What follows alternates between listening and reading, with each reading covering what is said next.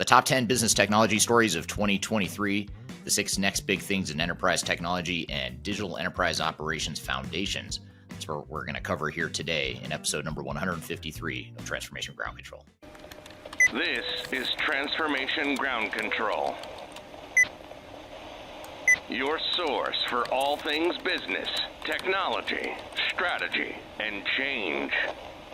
If you're growing your business, leading change within your organization, or undertaking any sort of operational or technology change initiative, this podcast is for you.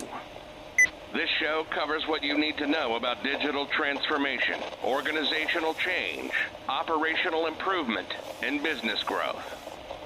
5, 4, 3, 2, 1. And now, here's your host, Eric Kimberling.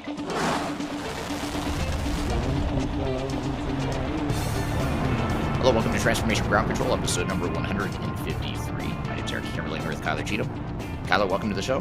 Thanks for having me. Happy to be here. Glad to have you. I've got a great show for you in store today as we look to 2024 and start planning and executing on our initiatives for 2024. We've got some great content here that is meant to help you with that process. We're going to start off the podcast episode with some hot topics, the next 6 big things in enterprise technology we'll talk about up front. And we'll also talk about the top 10 business tech stories of 2023 and the implications for what that means for businesses in 2024. And then, of course, we're actually going to start off, before we get to those hot topics, we'll start off with our audience questions from social media. So we'll start off the episode there in that opening segment with the questions and answers as well as hot topics.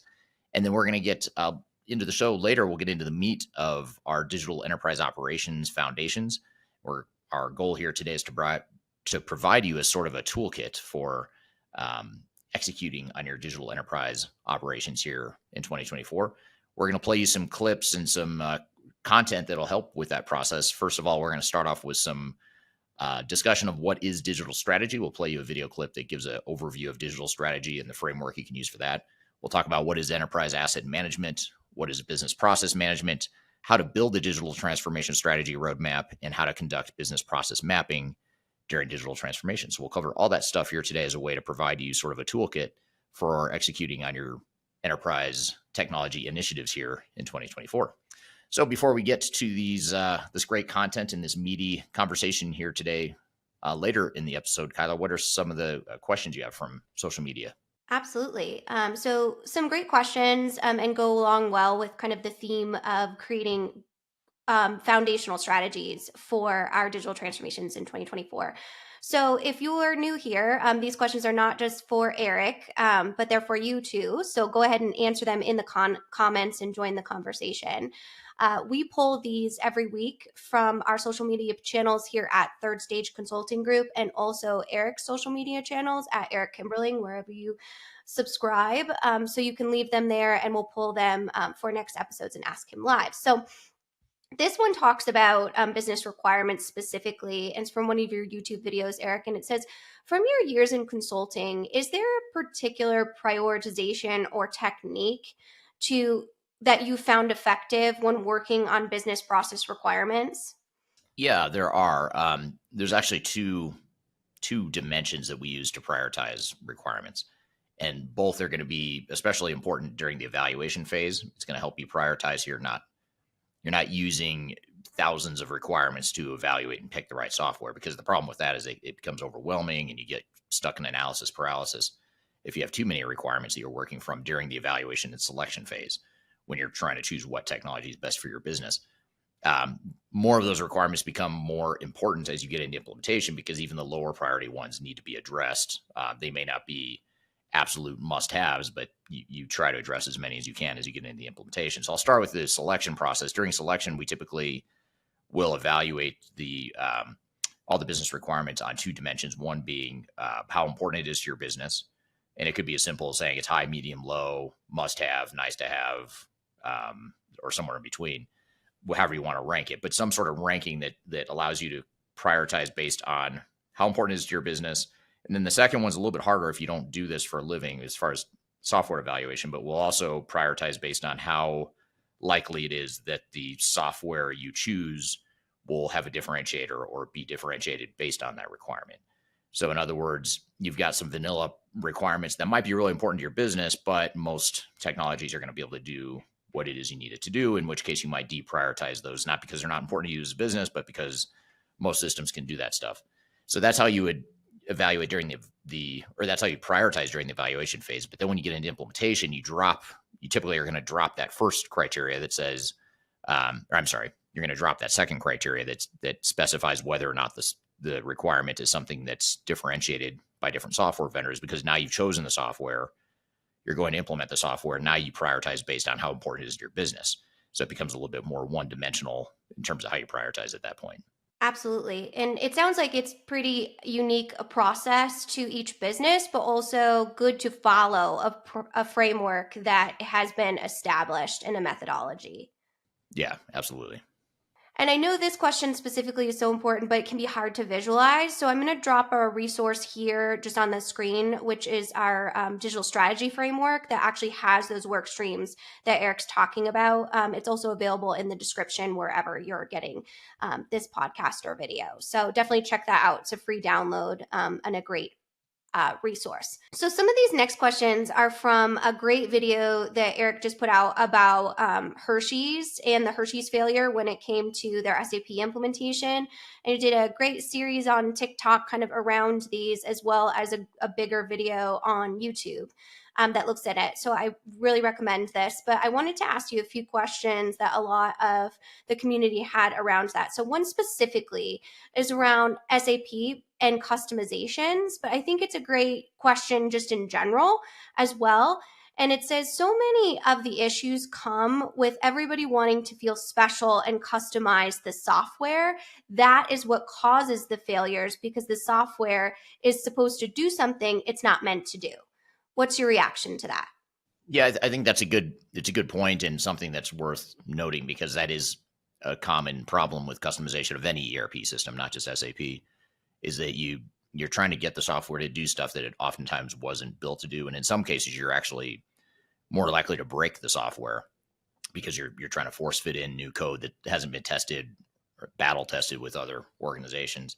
So you're sort of creating functionality from scratch, which defeats the whole purpose of buying commercial off-the-shelf software. So I think you have to balance back to your prioritization question, their previous prioritization question. You want to ask yourself, how important is this business requirement really? If it's an absolute must-have and it's something that's so critical to your business and your secret sauce and competitive advantage, all that stuff, then maybe it's okay. Maybe you're willing to take on that risk. But if it's not, then you're probably going to be better off not customizing the software. Absolutely. So kind of an it depends question, but having that ability to talk to someone like Third Stage or someone that's, specialized in that to understand kind of the pros and cons, because it can be a kind of a balancing act, obviously. And you want to make sure you have the maximum return on investment in something that's so critical to the business. Yeah, absolutely. Something else along those lines that's a really interesting question talks about this specific user is going from JD Edwards, to SAP implementation. And they said kind of it's not going well. And the issue is a department specifically that has a resistance to change. So how can you convince executives that change management is not just a holistic strategy, but needs to actually look department by department in order to be successful? Yeah, I mean, I think it is something it's a tricky balancing act. You have to look at both, department by department, but also the integration and the end-to-end business processes and workflows. So it's sort of like the struggling with going broad and wide versus going narrow and deep. You've got to figure out the right balance of how to do both, because there's going to be some parts of your business where it makes sense to go narrow and deep because it's so unique to you, or it's a complex process that you're trying to untangle or whatever, in which case you might go a little deeper and really hone in on that one area. But you don't want to do that at the expense of looking at the end-to-end processes and make sure you understand how they tie together, especially if you're implementing a single enterprise-wide technology like an ERP system, that you're even more inclined to need to look at end-to-end business processes. Otherwise, you're just automating the silos and the data breakdowns that you already have within your technology. So a little bit of both. Yeah. Sounds like. Yeah, you've got to find that recipe that makes the most sense for different parts of your organization. You're going to have different answers for different parts of your organization based on what, the priorities are. Yeah, and kind of reading between the lines of this question, it sounds like this executive team, which is very common, says, okay, we have one core change management practice. We're done. We checked that box. We're not going to fail. And really understanding that it's a very strategic approach that's unique to each business, not something that's just a cookie cutter from a vendor or system integrator. So that's kind of interesting that, you're seeing that on that level too, which is a red flag we see all the time. Yeah, absolutely. Well, good. Well, I'm definitely excited to review the comments in the audience as well, since we do have so many SAP specialists or so many specialists when it comes to operations about what that looks like. So definitely drop what your answers are in the comments. And I'm excited to unpack these hot topics with you, Eric. Yeah, absolutely. Should be fun to unpack these in a bit more detail, very timely and relevant given where we are in the new year. We're going to talk about the 6 next big things in enterprise tech, as well as the top 10 business tech stories of 2023 and the implications it has on businesses in 2024. And then later in the show, after we get through these hot topics, we're going to really unpack our digital enterprise operations foundational toolkit. Basically everything you need to know and giving you some foundational stuff to start with as you define your digital enterprise strategy and roadmap for 2024. We're going to talk about what is digital strategy, what is enterprise asset management, what's process improvement, how to build a digital strategy roadmap, as well as how to conduct business process mapping during digital transformation. So our goal here today in today's episode is to be, we're always educational, but even more so here in today in terms of giving you a specific methodology and framework that we'll get to here after our hot topic. So we're going to take a quick break. When we come back, we'll get to those hot topics and the rest of the episode. So stick around. We'll be right back with more Transformation Ground Control.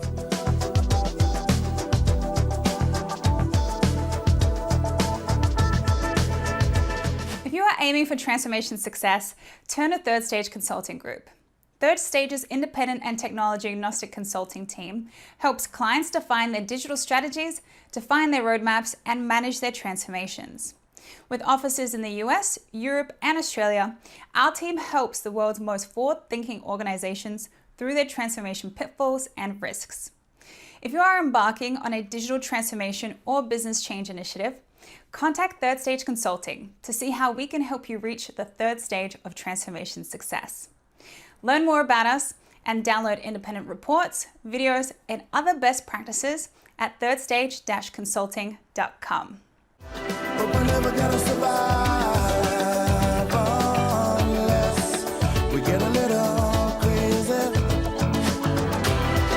Hello, welcome back to Transformation Ground Control, episode number 153. My name is Eric Kimberling here with Kyler Cheatham, and you can find new episodes of this show every Wednesday on YouTube, Facebook, LinkedIn, and Twitter, or to make it even easier, just go to transformationgroundcontrol.com to see and listen to the past episodes and upcoming episodes on whatever platform you prefer. Again, you go to transformationgroundcontrol.com. And of course, this is the podcast that has everything to do with digital transformation, including the strategy, people, process, and change aspects of transformation. So you've got some hot topics that'll help us out here in our 2024 new year. Kyler, what have you got in store for us? Yeah, well, let's talk about some learnings we had in 2023. So I pulled a study that talked about the top 10 business technology stories of 2023 and how they had really significant impacts for businesses. So the list is 10, but I kind of want to pull out a few just to ask you about them. We talk a lot about kind of the overall hindrance around AI and the need for kind of cautious optimism of what that creates around efficiencies. There's a lot of new startups in the marketplace when it comes to overall investment in technology. One thing that we've seen is a huge spike in funding for AI innovations. And I'm wondering, in your 2024 predictions, do you think these startups will kind of all be gobbled up by the industry titans in the space? Or do you think that there will be kind of more of an AI niche, almost like we've seen for things like Snowflake or Palantir when it comes to interoperability? Yeah, it's a great question. I don't know that I have a good answer. I would say in the short term, it's going to be both. I mean, you're going to have both the upstarts and the startups that have PE funding or venture capital funding. They're going to create waves, and they already are creating waves. But then you have the big software vendors that are also investing in AI. So I think it's too early to tell, to be honest, who's going to win or lose the AI battle. I could pretty much assure you that most of these, a lot of these AI vendors or AI solutions are not going to be around long term, just because the competition is going to get so steep. And just like any emerging industry, you're going to have a bunch of startups. A bunch of them are going to fail. A bunch of them are going to succeed. A bunch of them are going to get acquired by big incumbents. So I honestly, I have no idea. I could see a whole plethora of possible scenarios unfolding there. I think we have to wait and see, unless anyone listening has a strong opinion on where they think it's headed. Any crystal balls in the comments there, definitely drop your prediction. What a time to be alive. Definitely something to look at as we move into more industry technology, and something to be aware of when you're looking for implementing new technologies into your business. Just make sure that you're vetting those, or that you have a partner, like we do a lot at Third Stage, is just come in and make sure that you have a thorough evaluation of matching the needs for the business. So definitely something to consider. The other thing I wanted to ask, which were kind of 4 and 5 on this list, is the cybersecurity concerns specifically for the small to mid-tier businesses, in conjunction with number 5 on the list, which is the end of passcodes.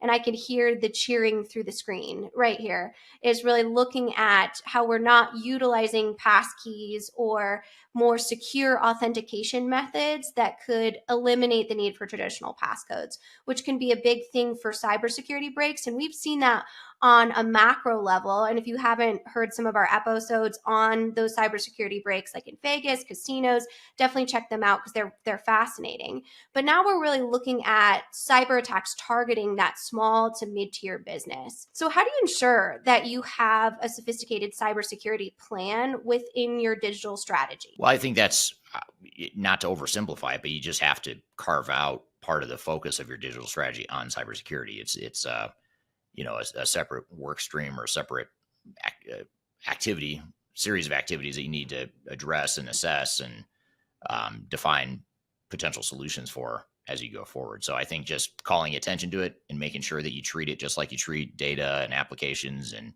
integration and architecture, cybersecurity should be one of those front and center things that you focus on as part of your digital strategy. Absolutely. Definitely something, again, to be aware of. It's not something to be incredibly scared of, but it's something to be definitely cognizant and vigilant around, making sure that you have a full-fledged, really healthy strategy. And the last 2 on this list that I kind of want to ask you about, Eric, talk about advancements in robotics or drones. And we talk a lot about on this podcast how manufacturing technology has really been at the forefront of development over the last couple of years and implementing that. So we've seen this specifically reference IKEA and the implementation in these drones warehouses that showcase the need for them in a commercial setting, specifically for tasks like inventory control, and then we also have the advancements in robotics for hands and gripping and transportation industry, all of those different things. So do you think that we'll continue to see this dynamics in manufacturing technology? And another kind of question to that is, how do you ensure that your business processes are ready for this new emerging technology? Yeah, well, I think the good news is that a lot of organizations have embraced robotics in their warehouses and that sort of thing. I know Amazon, for example, has sort of pioneered the use of robots and at scale within big distribution centers throughout the world. And it sounds like, drones are sort of like a next iteration of that movement that was already underway. But to your point, whether you're talking about drones or robotics or any other technology for that matter, the importance of process definition and improvement can't be overstated. I mean, that's a really important thing to focus on, is making sure that you've defined what it is you want your processes to look like, understand what they look like today and how you want to change them, and then define that future state, knowing that you've got some technology options that can help you get there. Absolutely. And understanding those options by utilizing partnerships and things like that are really critical. So let's move on to the next 6 big things in enterprise technology. And these talk about kind of new technologies that are on the forefront. And I'll just run through the list quickly, and then I just have a few questions for you. So we have extreme networks, which look at things like machine learning integrated networks, interoperability, which we talk about a lot. We have Gum Band, it's called, which actually uses physical spaces like museums, visitor engagement. We've seen a lot of that in theme parks. We talk about in a previous episode the digital transformation of Elish Gardens. So there's lots of kind of on-site. We have Clarity with a K that leverages things like ChatGPT and other large language models to extract business documents, providing that chat-based interface. And they usually use plain language instructions, which makes them very user-friendly, low code, those types of things. And the one that I really want to ask you about that I'm so interested in your feedback on is actually federated wireless. So these are actually private wireless as a service. And they use kind of shared spectrums by organizations to set up that 4G, 5G networks. And these include clients like the Department of Defense or Carnegie Mellon University or different areas in which they really want that secure network.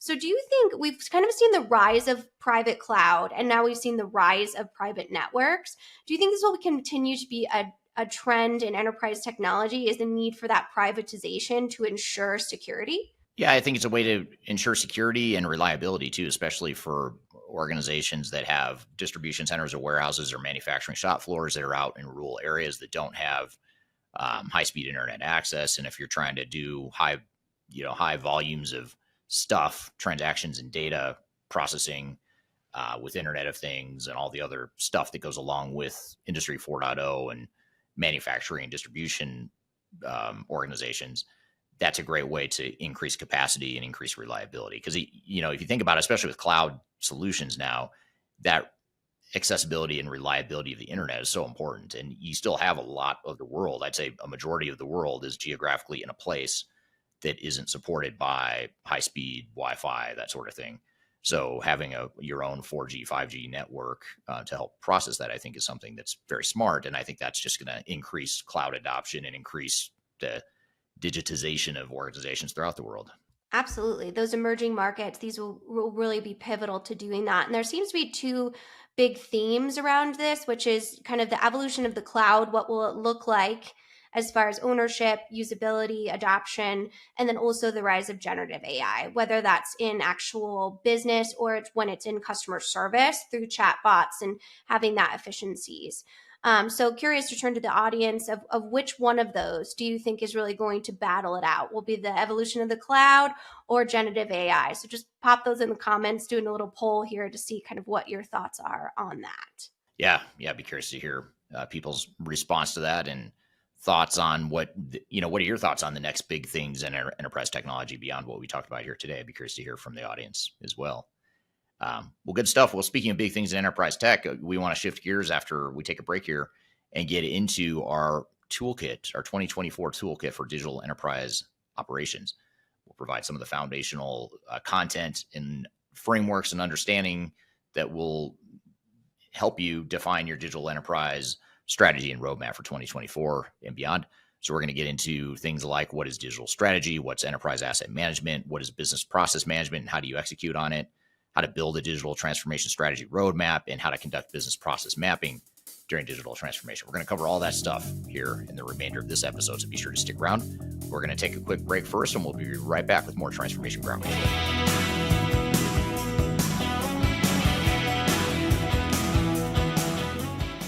Interested in working for a company that truly values your unique skills and experience? Here at Third Stage, we don't hire based on resumes alone. We look at the full candidate, experience, and willingness to provide excellent service for our clients. Within a technology, independent, and agnostic consulting firm, you have the opportunity to learn across industries with a diverse group of clients. Our consultants also have the opportunity to diversify their portfolio and learn across technology systems. If you're interested in joining a high-growth entrepreneurial organization, please reach out to us at work@thirdstage-consulting.com.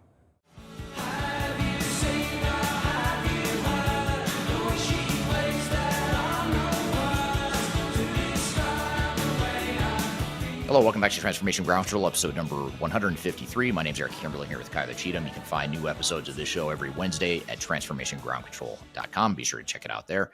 Again, transformationgroundcontrol.com is where you can find past episodes and see all the new episodes as they're released on all the different platforms that we stream to. So be sure to check it out. So we're excited to shift gears here and move into our digital enterprise operations toolkit for 2024. And we're going to talk through some foundational stuff, some methodology and framework driven type stuff to help you plan and execute on your digital strategy for 2024. So before we jump into this, though, Kyler, what are some, we've got some complementary or some supplementary materials that the listeners can download and refer to as we're going through this. What are those 3 pieces of content that they should be aware of? Yeah, absolutely. So we selected these in order to give a really strong foundation. They're some of our most popular content when it comes to operations and all of our operations specialists. So in order to really kind of dive into this, I highly recommend our 2024 Digital Enterprise Operation Report. Notice we don't call it Digital Transformation Report. We call it Enterprise Operations because processes are so important. So you're able to find that in the description notes below on this video, or we pop up the QR code here on the screen. You can download that. It's a free download. And then we also have our phase 0 planning checklist, which is really great to just go through the checklist. And we also have a mini series that kind of walks you through each step, available below as well on our phase 0 planning. So definitely I recommend those 3 assets. All are available for free download on our website. And you're able to kind of walk through piece by piece of really what we're going to break down here, Eric. Got it. That makes tons of sense. So good. Well, be sure to access that additional content as we're going through this here today to be good supplementary material as we get into this. And we're going to start off the toolkit here by jumping into what is digital strategy, just to really set the context for the other 4 clips that we're gonna play for you here, and we'll discuss at the end too. But we'll start off with a video that I put out on my YouTube channel recently called What is Digital Strategy? And the idea here is to give you sort of a high-level starting point framework of what is digital strategy. And then, of course, we'll dive into some more of the details here as we get into these other clips as well. So let's roll the clip here of what is digital strategy. Defining a clear digital strategy that fits your organization's strategy, goals, and objectives is one of the most important things you can do to ensure a successful transformation. It's also one of the best ways to ensure you have internal alignment and a transformational roadmap and plan that fits your needs. In other words, it's a sort of glue that ties together your overall company strategy with your transformation project plan. Joining me for today's discussion is Eric Kimberling, the CEO and founder of Third Stage Consulting Group, which is an independent and technology-agnostic digital transformation consulting firm. Eric and his company have worked with some of the world's leading organizations in their transformation journeys, including helping them define their digital strategy. Eric, thank you for joining us today. Hi, Sarah. Thanks for having me. Of course. So to get started, what exactly is digital strategy and why is it so important to transformation success? Well, a digital strategy or an effective digital strategy is something that is very important in terms of looking at different alternatives that a company has in going through a digital transformation. So for example, a lot of companies have a plethora of options. They could stick with what they have and upgrade their current systems or make some incremental changes to their current technology.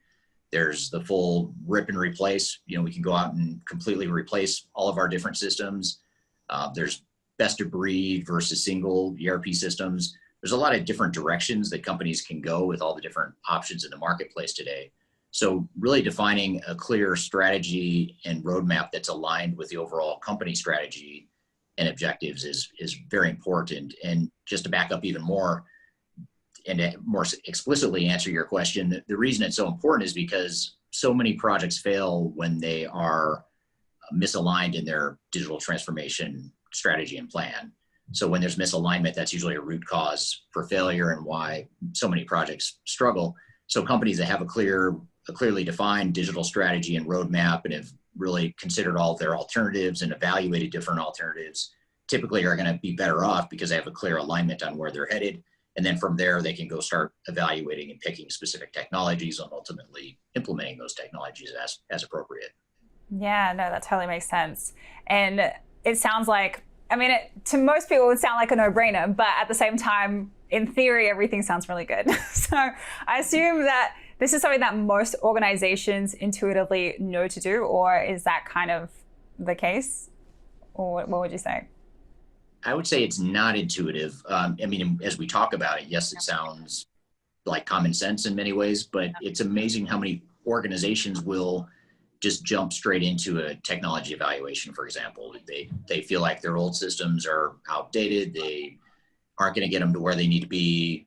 They're not going to be able to scale for growth, that sort of thing. So they end up just jumping straight into, let's just go find a new system. And they don't really stop to think about, well, what is it we're trying to accomplish? Do we want to, for example, do we want to just incrementally improve our business, or do we want to completely transform our business model? And those two answers, or those two options, lead you down very different paths, and you want to make sure you've got the alignment to get there. So the other problem is you get software vendors who are just trying to sell a product. They're just trying to sell you on why you should implement their technology. So in some ways, they're encouraging you to maybe unintentionally jump past this strategy phase and just go straight in and start buying technology and then eventually implement it. So yes, it is intuitive. It sounds like common sense, but a lot of organizational behavior kind of runs against or counter to that common sense approach. Yeah, totally. And I think we've mentioned that in previous episodes too, like kind of, if you kind of know where you're going, you kind of have a better idea of what you can implement when as well. So I think it just really comes down to your overall vision. And I wanted to know, how is digital strategy different than an ERP or software implementation plan?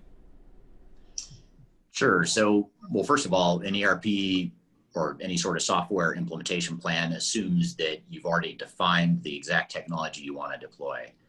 And an implementation plan is focused on the tactical aspects of how you are going to design, build, test, and roll out the new technology. Digital strategy, on the other hand, is consider it something that's a prerequisite to doing everything we just talked about. So before you even know what technology you're going to be deploying, to be able to build out a technology implementation plan, we need to be able to back up and say, well, what is it we're trying to be when we grow up? What is our strategy? What are we trying to accomplish? What are our transformation goals and objectives? What kind of metrics do we expect to achieve with new technology? What are the benefits? What's the high level cost benefit? And really just doing a more thorough evaluation of what it is we're trying to be, what we want to accomplish, what the ROI might be, and really looking at strategic alternatives too, because there's no one size fits all answer. There's a lot of different ways you can go about these projects, like I said before. So it's really a prerequisite. The whole digital strategy phase is a prerequisite that then leads into an ERP selection and implementation, or some sort of software implementation from that point on. Got it. So it's more like the foundational, like you said, prerequisite. It's got to happen before anything else, before we take too many leaps. Yeah. So what are some of the major decisions that companies need to make to define their strategies? There's a lot of them. So there's, first of all, again, back to the basics of what are our goals and objectives as an organization. And I don't know that that's so much a decision as just making sure we align the transformation with that strategic goal and objectives. Typically, when we go in and work with clients, the executive team has already defined what their general company strategy is. They have a clear vision for the most part of where they're headed as an organization. But what they haven't done is figured out or spelled out how that how that corporate strategy translates into a digital strategy and a more specific transformation strategy. So for example, an example of a decision that might need to be made is, let's just say you're an organization that's gone out and acquired a bunch of different companies, and you've grown tremendously over the years. And now you own all these different companies that are operating independently of one another. They're acting like separate companies. The decision needs to be made. Do we want to push to now standardize those businesses?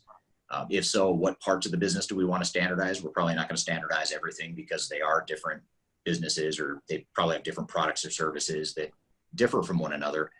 But there might be some commonalities that we can start to leverage. So even something as simple as that is, what do we mean when we say standardized business processes across locations? Do we mean everything? Do we mean HR? Do we mean we're going to standardize accounting but leave the sales processes independent? There's a lot of decisions like that if we don't have answers to those and many other questions that are more strategic, we're going to leave our digital transformation team out to dry. We're going to make it very difficult for them to be successful, because they're going to be out trying to guess what it is they're trying to accomplish. whereas we need to set the parameters or the strategic guardrails or foundation for where that project is going to go overall. Yeah, no, definitely. I think that's super, super crucial. And I feel like there's a lot of people that do, like, they want certain things, but then also they don't know exactly, or they might change their mind halfway through. And that must be a lot to have to like navigate through as well during, you know, those kind of consultations with people. And yeah. I wanted to also ask you, which of these components are the most important? Like, are there any certain areas that organizations should focus on?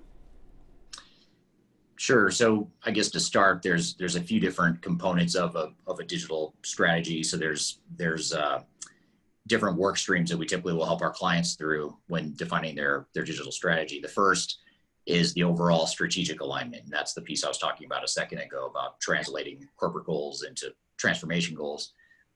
Beyond that, some of the other components that are included in a digital strategy or should be included are your operating model or your business process management. You know, what are your operations going to look like? How are your processes going to change? Regardless of what technology you do or don't deploy, what do we want those processes to look like in the future? So that whole business process thread is another. Organizational change management is another one. So how do we define a change strategy and plan that's going to enable us to achieve the transformation effectively and efficiently? There's also the technology piece of it, which is what is the current technology landscape that we're operating in, and what are the options we have for the future, and what are our philosophy or goals from a technology and IT perspective. And then finally, another thread in the digital strategy work stream or overall workflow is project management and governance. How do we start to get the right governance in place, start to mobilize resources, get a team together to really be able to execute on that strategy once we've defined it. So those are the major, I'd say the most important components. Within those, you know, it really depends on the type of organization you are and what your priorities are. But generally speaking, I'd say the most important threads within digital strategy are the alignment piece, defining what that strategy is and how it aligns with the overall company strategy. That's crucial, and it's amazing how difficult that is for some organizations. Mm-hmm. And then the organizational change and readiness piece, which is really defining a very specific strategy to who we are as an organization and our culture. So I'd say those are the two, probably the most important parts of defining a digital strategy. We're here covering what is digital strategy as part of our digital enterprise operations toolkit for 2024. We've got a lot more to cover. We'll be right back with more Transformation Ground Control.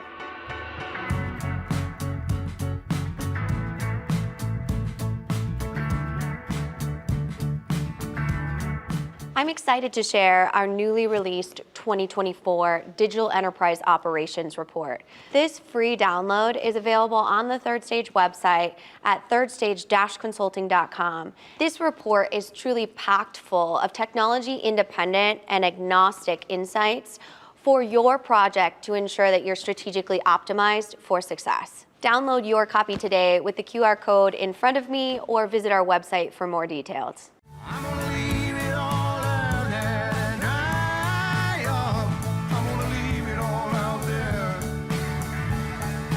Hello, welcome back to Transformation Ground Control, episode number 153. My name is Eric Kimberly here with Cheatham. You can find new episodes every Wednesday at transformationgroundcontrol.com. And we're here in the midst of our discussion and content related to digital enterprise operations, the 2024 toolkit for the foundational aspect of digital enterprise operations. We're here right now talking about what is digital strategy. So let's jump back into the conversation. So Eric, I wanted to talk a little more tactically now. And I wanted to know, what are some of the first steps that an organization should go through to define its digital strategy? So the first thing is to execute some of the strategic alignment workshops and work that we've talked about so far. So when we're working with a new client, one of the first things we do is a strategic articulation workshop. So we'll go in and define with the team, help us understand what are those strategic goals and objectives that we're trying to accomplish as an organization. And then what we do is we unpack each of those strategic goals and objectives and define them in more granularity from the perspective of how digital transformation can potentially help support those goals and objectives. So again, back to the company that went out and bought a bunch of companies that are trying to standardize. That's where we start to define what are the high level visions of how we might move to, say, a shared service accounting group. That might be one way we could standardize accounting operations, is to move towards a shared service model. Or we might consolidate or standardize our procurement processes. That could be some low-hanging strategic fruit that an organization says that's important to us achieving our goal of reducing our annual spend and increasing our profit margins. So that's something we could take and run with. We can build a digital transformation strategy that tackles these strategic issues, but it's not so high level that it's focused on something super high level, like we just want to increase profitability, which every company wants to do that. So we need to define how are we going to do that? How are we going to achieve the goals, the growth goals, whatever objectives we're trying to accomplish. The other thing too, there's also a soft side to it too, within that strategic alignment. We also want to define how do we want to transform the culture potentially. If we have a certain type of culture today, it may not be the type of culture that's going to get us to the future. So we might talk about how we're going to start bending that culture to support whatever it is we're trying to accomplish in the future. So the whole strategic articulation and strategic alignment workshop and discussions around that's first and foremost the most important piece to start with.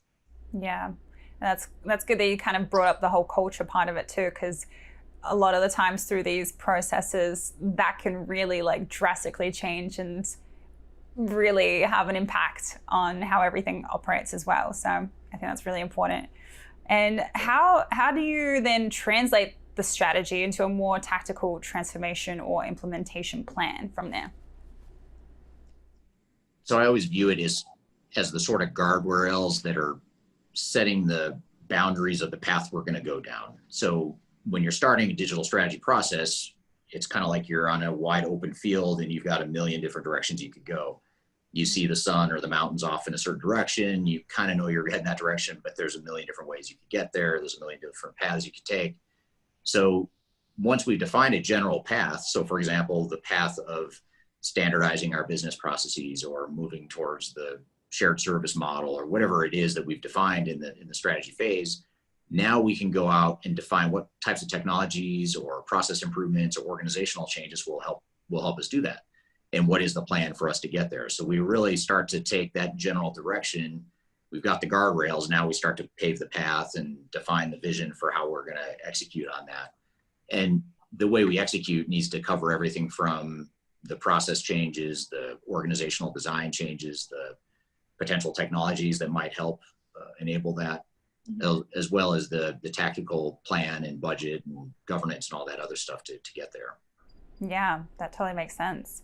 And who in an organization should be responsible for driving a company's digital strategy? Should it be the chief information officer or somebody different? It's a great question. There's a difference, I guess, between who should be and who usually leads it.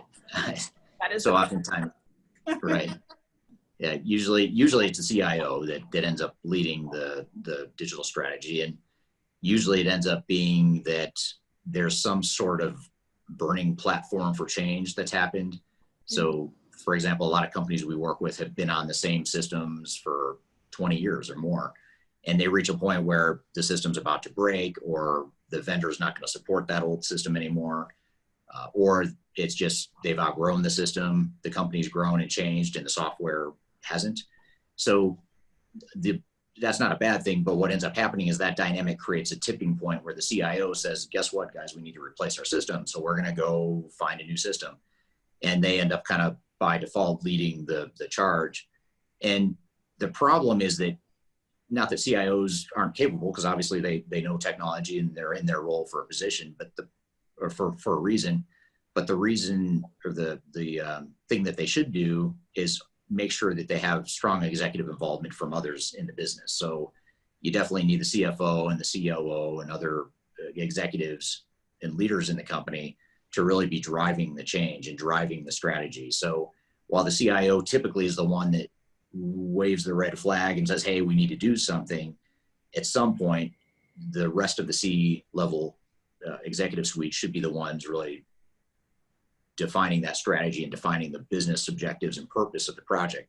The problem is that doesn't usually happen. The CIO ends up just kind of running with it, because most CIOs are type A people that want to get stuff done, and they're in executive roles for a reason. So it's understandable why they just kind of jump down a path and start executing. But doing that is dangerous, we need to make sure we've got executive and business involvement throughout. Yeah, that's good to know. Yeah. And why don't more organizations take the time to define a digital strategy? A lot of times there's a perception that it's going to take us more time or more money to define a strategy. So that's one dynamic that's often at play, is they think, well, if we were going to spend 4 or 8 or 12 weeks or whatever defining our digital strategy, we could be using that time to just go pick a new system and go implement. And in theory, that makes sense. And in theory, that may seem true, but the reality is the better aligned we are in the clear strategy we have, the faster all the other stuff is going to go downstream. And we remove a lot of the headwinds that most projects run into by doing a digital strategy up front. So that's one dynamic, is that there's a perception that it's going to take more time. And then the other part of it is that a lot of organizations have waited so long to make a move or to define a path forward that they're under the gun. They have to get something done very quickly because the system is no longer going to be supported after a certain period. We've had clients that'll come to us and they're within a year window, a 12-month window from the time they reach out to us to ask for help until their system is no longer going to be supported. So a lot of times they'll say, well, we've got to get this done in the next 12 months or less because the system is no longer going to be supported. So right away, we're starting off on the wrong foot. We're starting off with very, very limited time. And so it's very easy now just to jump past the digital strategy. Strategy doesn't matter. Let's throw that out the window because we know we need to replace the system. So let's just go replace the system. And that's a pretty dangerous spot to be in. So if you can avoid it and actually get ahead of the curve and define a strategy before you really have to, that's going to serve you very well. Yeah, that's interesting. I never even thought about that second reasoning, but it makes total sense that, when you are under pressure, because I feel like a lot of people just keep leave that to the last minute as it is, and then just stress and just get the first best thing without really thinking about it. So that's a good point. And what about organizations that are under a tight transformation timeframe already know that they need to replace their systems? Do they really, I guess as we were saying, take the time to define their digital strategies afterwards, or how do they go about it? Well, there's ways to fast track it for sure. I mean, you don't need to spend months and quarters defining a strategy. And at some point you get diminishing returns and you start spinning your wheels and over analyzing things if you spend too much time on it anyway. Yeah. But there are ways to fast track it. So in cases where clients come in and they're under the gun and they've got to get something in quickly, we can fast track that process to where in a matter of days or maybe weeks, we can define a clear strategy that's aligned with what their needs are. The other part of it too is if you are biased or have blind spots or lack of knowledge of the different options and paths available to you, it can be easy to get lost in the options and not be sure of what your strategy is. But having someone from the outside that has that experience, like our team at Third Stage, for example, we're technology agnostic. We do this all the time. We can go in and usually do this a lot faster than a company trying to do it themselves. So there are a lot of ways like that where we can fast track the process. It doesn't need to take a lot of time and money, but it has a huge impact on the level of success of the project. Yeah, that's great. Well, thank you. And if our listeners want to learn more, what are some of the resources you might suggest for them? Well, obviously this podcast, subscribing to the podcast and getting the weekly episodes delivered is one great way to start. And if you're listening, it's probably a step you've taken already. But certainly subscribe so you get updates whenever we add new episodes. But there's also on our website at thirdstage-consulting.com, there's tons of content we put out there, white papers, PDF downloads, videos, that sort of thing. Blogs, we put out 3 blogs a week, articles on a quarterly basis, white papers, all that sort of stuff. And then lastly, on our YouTube channel, we have a ton of content. We put out a few videos a week on my personal YouTube channel, which is under Eric Kimberling. If you just go search me on YouTube, or you can search for Third Stage Consulting, and we have a separate video with all of our other consultants and myself providing best practices there. So those are some of the resources that people have available. Perfect. Be sure to go check those out, guys. Okay, so that is an overview of digital strategy. Hopefully a good starting point as we get into some of these other contextual frameworks here we'll get to here in just a moment. We're going to still have yet to get into what is enterprise asset management, which we'll do real quick or quickly here after a break. And then we'll get into what is business process management, how to build a digital transformation strategy roadmap, as well as how to conduct business process mapping during digital transformation. We're going to cover all that stuff here yet in this episode, so be sure to stick around. We'll be right back with more Transformation Ground Control. When I wake up, well, I know I'm gonna be the man who wakes up next to you. When I go out. If you are aiming for transformation success, turn to Third Stage Consulting Group. Third Stage's independent and technology agnostic consulting team helps clients define their digital strategies, define their roadmaps, and manage their transformations. With offices in the US, Europe, and Australia, our team helps the world's most forward-thinking organizations through their transformation pitfalls and risks. If you are embarking on a digital transformation or business change initiative, contact Third Stage Consulting to see how we can help you reach the third stage of transformation success. Learn more about us and download independent reports, videos, and other best practices at thirdstageconsulting.com.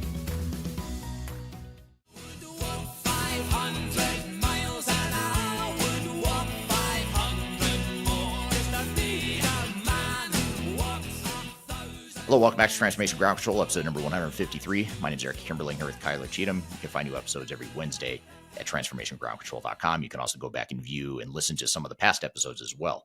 So be sure to check that out. All 153 episodes available for your consumption at transformationgroundcontrol.com. So we're going to get into now, as we continue our discussion around digital enterprise operations, the 2024 toolkit. Now we're going to get into what is enterprise asset management, which can be an important part of a digital strategy for organizations. And with this one, we had Wayne Holtam from Third Stage Consulting's APAC office. He's here to talk about this topic. We have a clip that is on our Third Stage YouTube channel that we thought we'd replay for you here because it's such a good segment.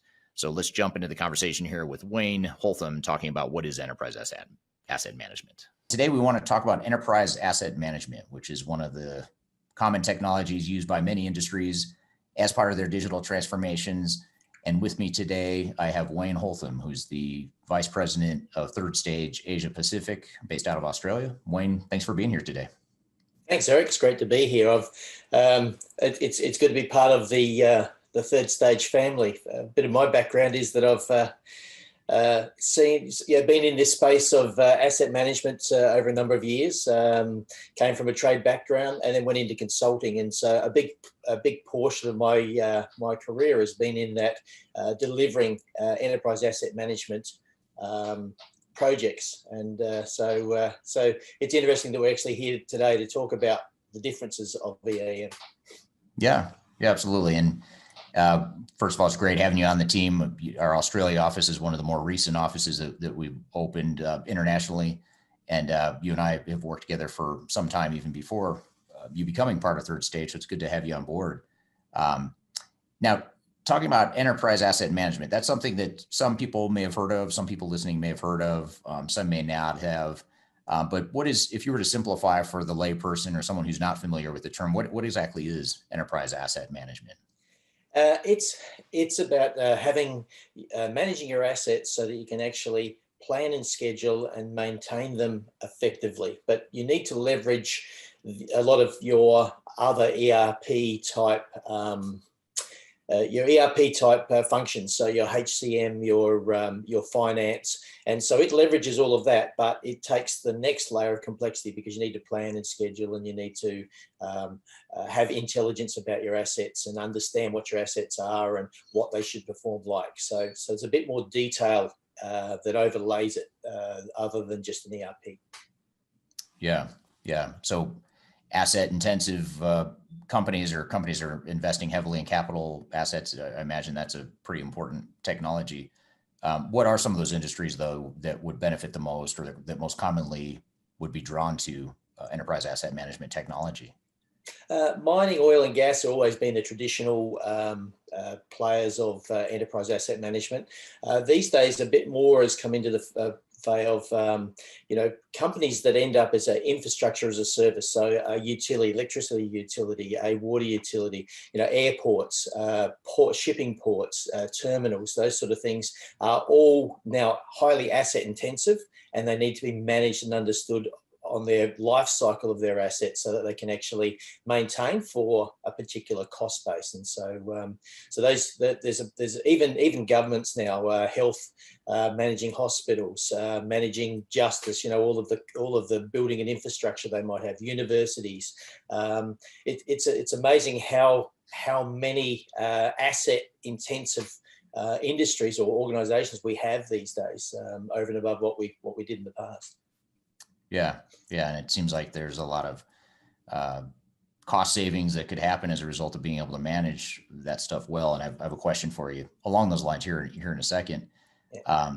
So what did you, just a question along the lines of your response of what industries are using enterprise asset management? What did these sorts of industries, what did they do before enterprise asset management technology existed? Or maybe give us do you have an idea of what the history is, or what were people doing before to manage their assets and manage some of these things you're talking about?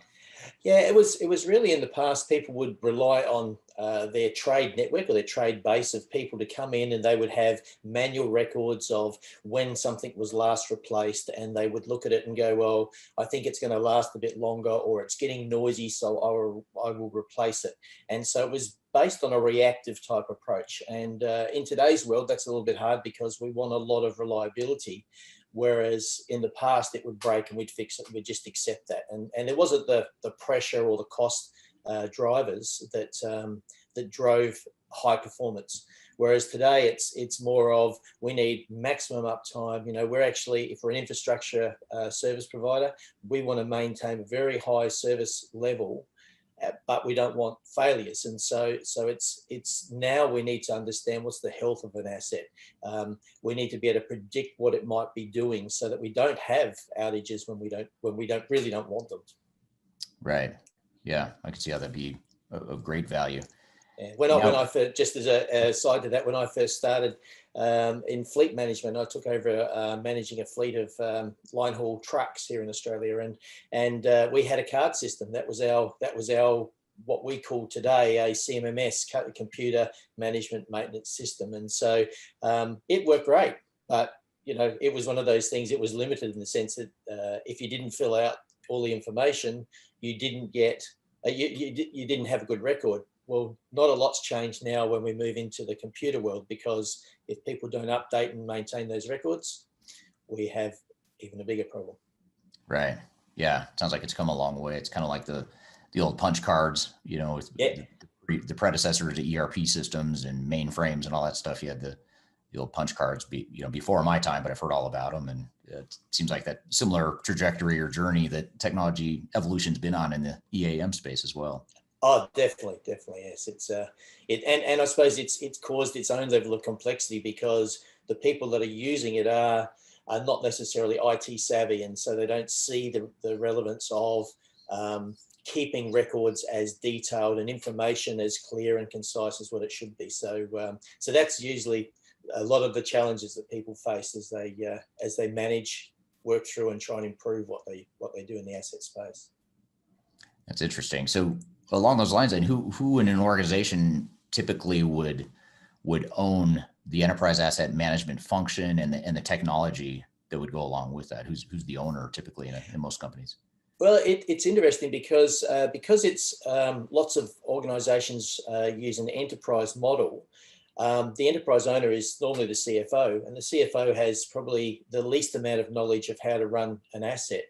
In some organizations, they'll have the operating officers. Chief operating officer will actually be the champion of the asset space. But it's one of those areas that because it derives itself from finance usually drives the, I suppose, the way that we run our asset processes, because they're all trying to balance the cost. Whereas in today's world, we want to run them based on a life cycle and understanding of what it costs to actually operate the asset. And so that's more of an operational focus. And in businesses today, not a lot have actually taken that leap towards the operational focus. Gotcha. Okay. Makes sense. Now, you started to talk a bit about this, but I'll ask it. Maybe we could dive a little bit more into this. But What makes EAM and enterprise asset management technology different from ERP? What's the main difference between broader enterprise technologies versus EAM? I suppose the difference is that when we talk about ERP, we're talking about transactional type information. When we're talking EAM, we're talking functional. So we're actually saying we need to understand the details about this asset, what its performance is like. Whereas when we're actually capturing financial information, we're just doing a transaction and measuring it. And so that's essentially the difference from EAM.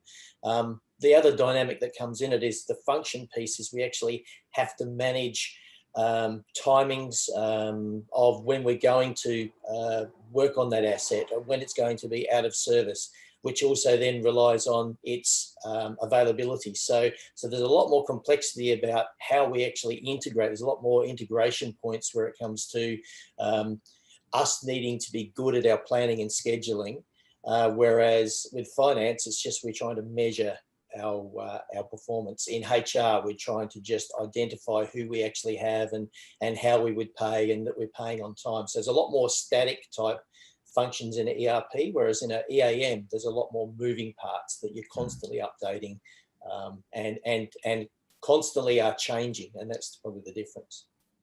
Right. Now, it seems like there'd be a lot of potential to integrate the data that you have in your core financials or your core ERP enterprise technology and EAM. Is that true, or how do you see the technology? That's talking very, together? very true. Because if you look at any piece of work that you do on an asset, you want to know how much it costs to be able to do that. And so your financial interaction is vital in the sense that every time you do, say, a work order or whatever, you'll actually have who's going to pay for that. So it might be that you're doing a capital improvement. It might be that you're actually doing an operational. It might be that you're doing, in some cases, it might be self-funded or cross-funded sort of thing. So that allows the interaction with the finance to be able to measure and identify where those costs are actually coming from and how they're actually being applied. Makes total sense. We're here with Wayne Holtam from Third Stage Consulting in Australia, talking about what is enterprise asset management. We've got a lot more to cover on that topic as well as other topics, so be sure to stick around. We'll be right back with more Transformation Ground Control. Just tell me what you've got to say to me. I've been waiting for so long to hear. Hi, my name is Eric Kimberling. I'm your host here on Transformation Ground Control. And if you haven't already, I want to invite you to buy my new book. It's called The Final Countdown: Strategies to Reach the Third Stage of Digital Transformation. It's my first book. I'm very proud of it. I love this book, and it was my attempt to create a summary and a playbook for what it takes to be successful in defining a digital strategy and a roadmap for your organization. So there's a lot of things we can cover when we talk about digital transformation. We talk about a lot of stuff on this show, but I wanted to condense it into a readable, sort of a sequential format that made it easy to help define a digital strategy for project teams that is unique to your organization, unique to your goals and objectives. So really hope you'll read it. I hope you enjoy it. Again, it's called The Final Countdown. You can read that book by scanning the QR code right here in front of you, or you can go to thefinalcountdown.com. Again, it's been an Amazon bestseller since it came out, so I encourage you to check it out and love to hear your views and your comments on it too. So The Final Countdown, my new book, you can go to thefinalcountdown.com or scan the QR code in front of you. Hope you enjoy, and we'll see you soon.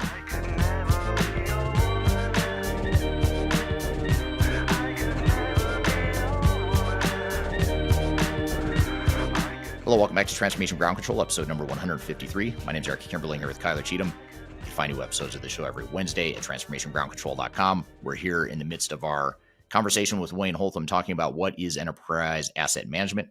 Let's jump back into the conversation. But what are some of the major business benefits that organizations achieve or can achieve from leveraging this sort of EAM technology?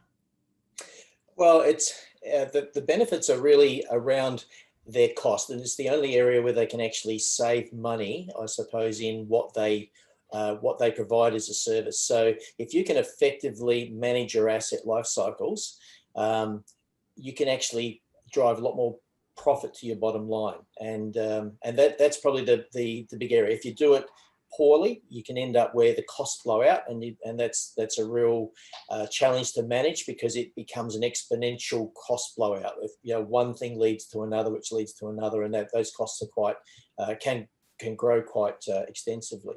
Whereas if you actually do it efficiently, you can actually improve because you're providing a service for a particular cost. If you can save because you're more efficient in the asset management space, then your profit area becomes far greater. And so it's a real upside to it, and if you do it well, you can save between 60 and 80% on what it would traditionally cost, say 5 or 6 years ago in managing assets. So it's come a long way to be able to manage assets effectively because there's a lot more opportunities to do that. Right. Yeah, that's interesting. And earlier in my career, I did a lot of work in energy and utilities, and I know asset management was a big deal to them, and still is a big deal to them, as you mentioned. But one thing I remember from doing a lot of work in that space was that a lot of utilities had this whole mindset of wanting to sweat the assets. So in other words, to get as much out of it as you can before you have to replace it, and really being able to recognize, the assets that maybe you can milk them for longer, for lack of a better word, and then there's others you might have to do something sooner. But it kind of begs the question of, when you look at CapEx versus OpEx, the capital spending versus your operating cost, do you see a difference in the benefits that companies can achieve either in their day-to-day maintenance and operating cost versus the bigger capital spend and outlays? Yeah, and it's interesting you say about sweating the assets. In the past, we would assume a life of an asset, whereas today we have the technology that allows us to look at this, all of the health properties that an asset might be sending back to us, information about how it's performing, like our own health check as such. And so that allows us to be able to sweat the asset, but not risk the failure. And I suppose that's that difference. So we can actually maximize how long we run that asset, and then plan for that capital investment to actually do that renewal in a time which suits the business or suits the service that we're doing. So the impact of it being out of service isn't as great. And so that's probably that bit of a difference when it comes to what we would have experienced in the past to what today is available to us. Gotcha. Yeah, that makes total sense. What about the vendors, the software vendors that provide this sort of technology? Who are just a few examples of some of the leading EAM technology vendors? Well, all of the big players are in SAP. S4 is in there as an EAM space, which is probably a big player in the market. You've got your Oracle and JDE, the couple of brands that they actually run in there. You've got IBM, they run Maximo. You've got Microsoft with AX Dynamics. There's a couple of probably niche players in there. There's the Hitachi ABB, they run Ellipse, which has probably been under a lot of different company banners over the years, but Ellipse is still a very prominent product in the energy space. Maintenance Connection is a total SaaS option. Infor runs a cloud suite. So in their manufacturing, they run a lot of asset management in the manufacturing space. They have a good suite there. One Upkeep, e-maintenance, and another smaller one, which is MVP Plant. And so that's probably the top 10 players in that game as such. Okay. So even though you mentioned before that EAM and ERP are distinctly different, it sounds like you still have options in terms of either going out and finding a EAM specialized type of technology, or if you're implementing an ERP system, some of the vendors like SAP and Oracle and Infor and Microsoft, like you mentioned, they tend to have an EAM module or offering that can kind of bolt onto their ERP. Is that true? Yeah, that's exactly right. And now we've got the opportunity where best of breed is starting to, I suppose, technology's evolved to the point where ERPs are a lot more, have a greater ability to be able to integrate with other type systems, whether it be HCM systems or whether it be CRM systems, or some of the EAM systems are similar in that sense. So you could have an ERP and then put a best of breed EAM solution on the front end to be able to manage your assets. And probably companies like Oracle and SAP don't prefer that, but definitely that's an option in today's world. Gotcha. Okay, great. That makes total sense. All right. So how has EAM technology changed in recent times? Earlier you were talking about the early days of EAM, but just in more recent years, how how has the technology evolved? How has it improved? What are some of the major advancements that some of these vendors are making? A lot of it is in the information availability. So, if you look at a lot of these systems here, instead of having to search and find information about an asset or how it's performing or whatever, they've now developed it to the point where that information is there and available to the user, to either the asset manager or whatever. And so they can actually see, we've got this starting to show signs of failure. And so we need to start planning early to be able to do this. Whereas in the past, it was that thing of someone might pick it up, they might not pick it up, and then you would start to plan. And so today, the inside information that technology offers is far superior than what we've had in the past. Okay. So the technology's changed quite a bit. There's a lot of options out there in the marketplace, and it seems like it could be a bit overwhelming if you're an organization, you're not really sure where to start or how to get started on the journey. What sort of advice would you give to organizations in terms of just identifying the best EAM options for them that might best fit their needs? I think they really need to understand what they're looking for out of their system. So, EAM presents a challenge in the sense that it's data hungry. So if you've got systems that are fairly old, you haven't really taken a lot of energy to actually maintain the information about your assets, your systems and processes aren't really solid and robust, then you need to really understand that, because any of the new systems you put in will cause a lot of issues, because you will not get the benefit out of them because of the amount of data that they require to be able to give the information that they're really known for.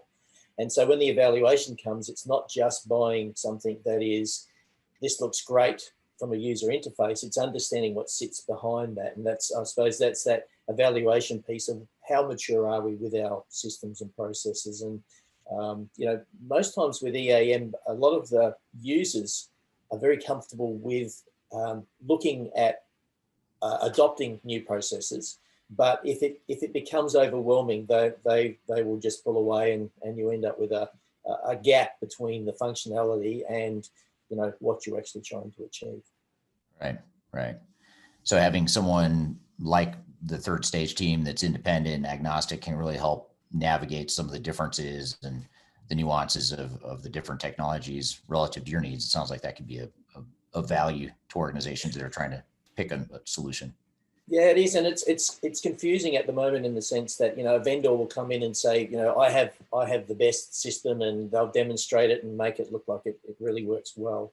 Then you'll have a system integrator. You might ask a trusted system integrator, and that system integrator doesn't really share with you that they actually have relationships with, say, an Oracle, with an SAP, with a whatever. And so it just depends which partner comes in and actually shares their vision of what you should be selecting. And so, and if you walked into or talk to a different partner within that same organization, he might give you a completely different story. So it's about breaking down that bias that many have when they actually are associated to a particular vendor or many vendors. And so, so that independence really does help, because the questions that an independent might ask are answers that a vendor usually shudders in answering, because they're the ones that really unpack what they're looking for. Right. Now, what about when it comes time to go implement a new technology? Let's say you find the right solution for you, and you're ready to go implement and make that change to your business. What are some of the challenges and pitfalls you've seen organizations struggle with when they're trying to deploy these sorts of technologies? Well, EAM is a bit more of a challenge than ERP in the sense that it touches every area of the business. So, it will change what you're doing in finance. It will change what you're doing in HR. It will change what you're doing in supply chain. And so it's about managing all of those complexities that it adds, in the sense that you've got, all of these areas being touched, processes are being changed, information requirements are even greater. And so, so really, what you need to be able to do is understand your phase of what you're actually delivering. So you need to know, as you go from phase to phase, you've actually completed all of what you intended to do in the first phase, say discovery phase. And then as you roll through that life cycle of the project, that you've actually completed and you understand where you're at each time, because every bit you miss in each of the earlier stages becomes a real challenge when you try and go live and deploy. So yeah, that's interesting. And it's really interesting to hear you talk about how, and I had forgotten this in my past experience with EAM, that there really is a really broad impact to an organization. Even if you're just implementing EAM, it doesn't mean that you're not going to impact other parts of the organization that maybe aren't directly using the solution. So it sounds like in terms of other upstream and downstream processes, it sounds like those people and those processes will be impacted even if they're not direct users of the technology. Is that what you're saying? Yeah, exactly right. And it's one of those things because, and also putting EAM in, it's about looking at the driver. So if I'm managing an asset, I want to look at the life cycle cost of an asset, whereas but that won't actually align my financials with my financials as such. And so there's always that bit of a difference between what finance are looking as an objective and what the assets managers are looking at as an objective. And so there's a bit of tension always when it comes to who should drive what the cost of chart of accounts looks like, and the cost allocation methodologies and those sort of things that are probably the integration point for EAM and ERP. All right. Thank you, Wayne. Great conversation and a good overview of asset management. Hopefully that gives the listeners some guidance on what to expect and how asset management can improve their digital transformation or become part of a digital transformation. We've got a lot more to cover as it relates to our digital enterprise operations toolkit. We still have yet to get to what is business process management, how to build a digital transformation strategy roadmap, as well as how to conduct business process mapping during transformation. So be sure to stick around. We'll be right back with more Transformation Ground Control. Could you whisper in my ear the things you want to feel? I'll give you anything. Interested in working for a company that truly values your unique skills and experience? Here at Third Stage, we don't hire based on resumes alone. We look at the full candidate, experience, and willingness to provide excellent service for our clients. Within a technology, independent, and agnostic consulting firm, you have the opportunity to learn across industries with a diverse group of clients. Our consultants also have the opportunity to diversify their portfolio and learn across technology systems. If you're interested in joining a high-growth entrepreneurial organization, please reach out to us at work@thirdstage-consulting.com. Anything you ever dreamed to be complete. Yes, pieces of nothing that fall. Hello, welcome back to Transformation Ground Control, episode number 153. My name is Eric Kimberling here with Cheatham, and we're in the middle of our series here, our discussion, our episode talking about what you need to know for digital enterprise operations in the foundational aspect of our 2024 toolkit. And Kyler, you mentioned this before, but just for those that may have missed it, or just as a reminder, what are these other pieces of complementary content that we made available for our listeners to augment this discussion here today? Absolutely. And this is really important for this conversation coming up with Brian LaCarrubba and Cameron Carpenter from our delivery teams as they really go into the granular tactics of what is business process management. So this is a great one to pull out that 2024 Digital Enterprise Operations Report that's available here on the QR code or in the description for free download. That's a great asset to kind of go through step by step, not only what is a selection, what is an implementation, what is business process management, and of course, the people, process, and technology methodology that we have here at Third Stage. Another piece that we mentioned in the beginning is our phase 0 checklist. Again, this is a shorter asset to kind of go into how do you prepare? And we know process work is really a critical piece to prepping or involving in a digital transformation. So that, again, you can scan the QR code or you can find it in the description notes on our phase 0 planning checklist. And the mini series is also included in there too, that you can kind of watch bit by bit. So those are the two pieces that I'd highly recommend following along in this next segment. Great. In this next segment, what is business process management, which is with Brian LaCarrubba and Cameron Carpenter, as you mentioned, from our consulting team here based out of the U.S. And a great overview here. And this is a particularly popular video on our YouTube channel. So we'll go ahead and play the clip here of what is business process management in an overview of process improvement. Let's roll the clip here and we'll get back to it. My name is Cameron Carpenter. I am an associate consultant with Third Stage Consulting Group. And my experience spans multiple industries from manufacturing through architecture, engineering, construction. I did non-for-profits, professional services, working on multiple projects in the ERP, digital transformation, and change management initiatives. Here, we are here. This is a video, one series of video that Third Stage has been putting out. And I have with me Brian LaCarrubba, manager for Third Stage Consulting Group. Brian, if you want to introduce yourself. Thanks, Cameron. Happy to be here, and thank you all for who are watching this video today. So just to give a little background on myself, I'm, as Cameron said, a manager at Third Stage. I started my career in financial operations world, and I was always looking for ways to make things better and to improve the processes that we did and make them more efficient. And from there, I went into a variety of roles using process improvement techniques, and did that in a variety of settings and contexts. Sometimes they were pure business process improvement type roles. Other times they were hybrids connecting to areas like project management, business intelligence, and large software implementations. So I've been doing that for, started down that journey really over a dozen years ago. I am certified as a Six Sigma Black Belt, which many of you will be familiar with that, as well as a certified process professional. That's through the BP group, a certification that's really one kind of ruthlessly focused on the customer experience and aligning your process around what your customers need, and making sure that everything you're doing as an organization is devoted to that. So through these, I've gained a really broad-based background in process management and how it ties into what you're doing as an organization. So I'll be talking some today about ways that this can help you. Excellent. Thank you, Brian, for that introduction. And for those watching, Brian is a Visio wizard, can process map on the fly. So happy to have this discussion with you today. So let's just go ahead and jump right in and get started with this, Brian. First and foremost, what is business process management or process improvement? Sure thing, Cameron. And it's important to people listening are going to have a variety of different degrees of exposure to this. So depending on where you're at in your journey of familiarity here, you may have heard a lot of different terms, whether it's Six Sigma or BPM, TQM, process reengineering, continuous improvement. There's a number of different methodologies and frameworks and tools out there. And they all have different areas of focus. They all have value. But for what we're going to get into today, I really want to focus more on the similarities and what they mean for your organization, and not worry too much about the distinctions of what each of those techniques are.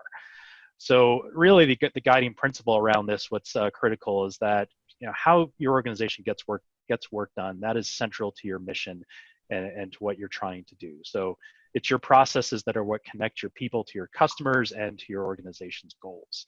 So managing your processes, it's about understanding what your processes are, how they're getting done, how well they're getting done. It's about aligning them to your goals, making sure that they're serving your organization the way that they need to. It's about managing the effectiveness of these processes and ensuring that the effectiveness and the efficiency, I should say, ensuring that the way your people are getting work done is really serving what you need, and that you have an eye into how that's happening. And it's about continuously monitoring and improving that. So to the extent possible, you want to be gathering data on your processes and being able to really see the health of your processes, how they're supporting what you're trying to do, and being able to focus on and improve the processes that need improvement. Excellent. Thank you for that answer. Then one of the key words I just heard was continuous process improvement. So sounds like it's something that needs to continue. It should never just, we do it one time and we're done. Absolutely, Cam. Yeah, it's your organization's always changing, and processes that served you well at one point in time may not serve you well in the future. And that could be for a variety of reasons. It could be because the business has changed. It could be because you've had turnover in your people. It could be because circumstances have changed around it. Processes, I don't want to conflate process and technology at all, but technology is in so much of what we do now strongly intermingled with your processes and is a key part of it. In some cases, technology is a key driver of them. In some cases, it's an add-ons. So technology, as it's changing, also has an impact on your processes. So for a variety of reasons, things are going to be different over time, and you can't just assume that because you got things set into a good place at one time that you're fixed for the future. That said, you may find that the degree of attention you're putting on different processes over time is different. Some may be able to go through an improvement effort and a minimal amount of monitoring to be kept successful. Others really need to be more closely watched over time. Obviously, it'd be great if you can put as much attention to all of your processes as you can over time, but just recognizing limitations and resources, you do need to have a good understanding of what are the processes you have out there, how important are they, which ones you're going to put your time and attention to and devote your resources to. Excellent. Well, thank you for elaborating on that. And I think this would be a good time to switch gears here, and we'll maybe ask who should be involved in this business process management or process improvement. Sure thing, Cam. So there are a variety of roles you want to get involved in this. And one of the key areas that I haven't brought up in this that's important here is the idea of cross-functional processes and looking at your processes end to end.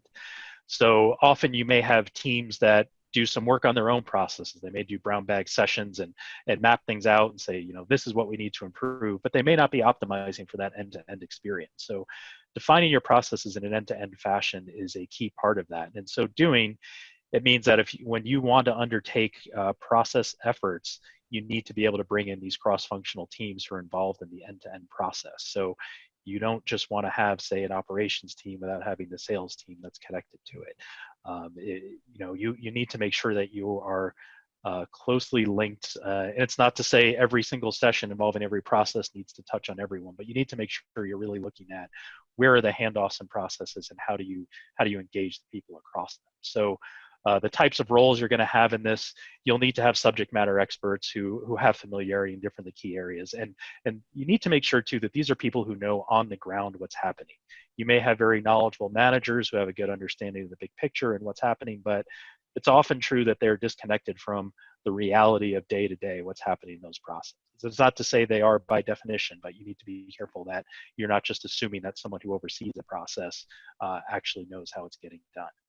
So in addition to those subject matter experts, you should have business process owners, people who are responsible for that end-to-end process. And a lot of organizations may have done exercises of defining and assigning business process owners, or they may not have. So that's really a key role where you need to make sure that there is a person who is accountable to the health of that process and who's going to be overseeing it over time. And the other piece you need to bring in, of course, is someone to facilitate sessions. So there are different roles that can do this, and depending on the type of effort you're getting in, you may look for people with a vast amount of experience in doing something like this, business process analysts, someone with, whether or not certifications can be a good thing. It's not just certifications that matter, and people can learn to do this. But this is a type of area where if you don't have people who have experience in this, you're going to need some help. That's an area where there's organizations like Third Stage that we can step in and help with something like this. And there are plenty of ways to get some outside help if you don't have that skill set within your organization. We're here with Kameron Carpenter and Brian LaCarrubba talking about what is business process management. We've got more to cover. They've got more to cover. And we've got other topics beyond this to cover later in the episode, so be sure to stick around. We'll be right back with more Transformation Ground Control.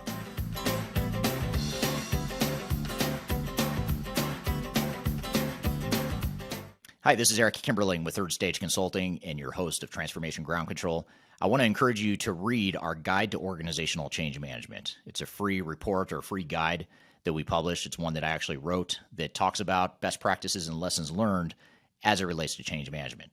So as you know, on this podcast, we cover a lot of stuff related to the human sides of change, organizational change management, including training, communications, org design, all kinds of stuff as it relates to change management. So if you're trying to learn more about change management, or you're looking for more direction and ideas on how to get started on your change management strategy and your overall journey, be sure to check out this guide. You can read it by scanning the QR code on the screen in front of you, or in the links below for this particular podcast episode.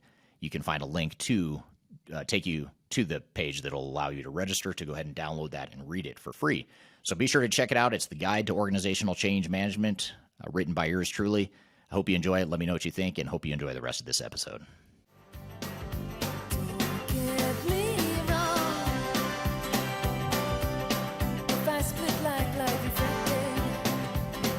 Hello, welcome back to Transformation Ground Control, episode number 153. My name is Eric Kimberling here with Cheatham, and we're here in the midst of a conversation with Kameron Carpenter and Brian LaCarrubba talking about what is business process management. So let's jump back into the conversation.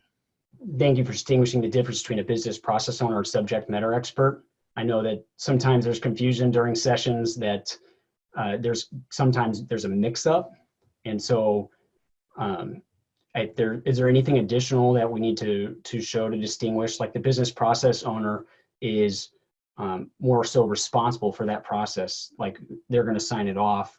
The subject matter expert, it could be a number of people working underneath them in different departments, like you said. Are there anything else that we can distinguish the difference between? You know, when you have workshop sessions, are you bringing in the business process owners with all the subject matter experts? What's that kind of look like? It's important that you need to understand your organization, what the roles people are doing, and how they're going to contribute to a session like this. So, one of the key things you want to make sure, and I'll get around to directly answering this question, Cam, but just for some background on it, you want to make sure that the people you have involved are ones who are able to both understand the process and be able to think towards what the future state needs to be and look to build onto what are you trying to get to. They need to be able to make some degree of decisions in there, but your subject matter experts are the people who can really help drive things out and help you understand where you're at today and some direction on where you're going tomorrow. But it's the business process owners who really need to be accountable for making the decisions and being able to say, yes, this is absolutely what we want to do or not. And they're also responsible for setting direction. That comes from various directions, roles within the organization who are going to help with that. So if you need to make sure you know, what are you trying to get out of this initiative? Are you trying to standardize your processes? Are you trying to bring together different locations onto something common? Are you trying to just aim for greater efficiency and have improvement in that way of meeting certain metrics around whether it's quality or time to complete, customer satisfaction? Obviously, everything's got to be linked towards your customers' goals in the end, but making sure that you are really clear on what the direction is and what you're trying to get to. So ultimately, it's the business process owner who needs to be accountable for that within. So they have a key role for sure in the before any changes are implemented in your processes, that they're the ones who need to be comfortable that that's the direction you want to go. The subject matter experts are the ones who can really help identify a lot of those things on the ground that you need to do. So just to tie it back to where you were coming from in your question, it really depends on what your skill sets are of your subject matter experts and your BPO, your business process owner. Are they going to add value sitting through this time and working through the mapping with people and defining everything, or are they best positioned to do a review after the fact and help set some direction based on those things that are found?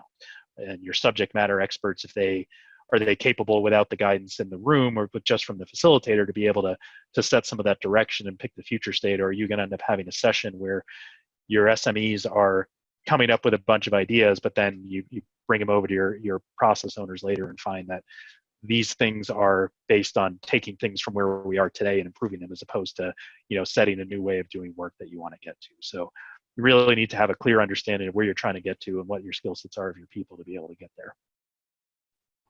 Excellent, thank you. And there was one thing you mentioned, it was initiatives, and I think this would be a good time to maybe link up process improvement to digital transformations. So what does that look like?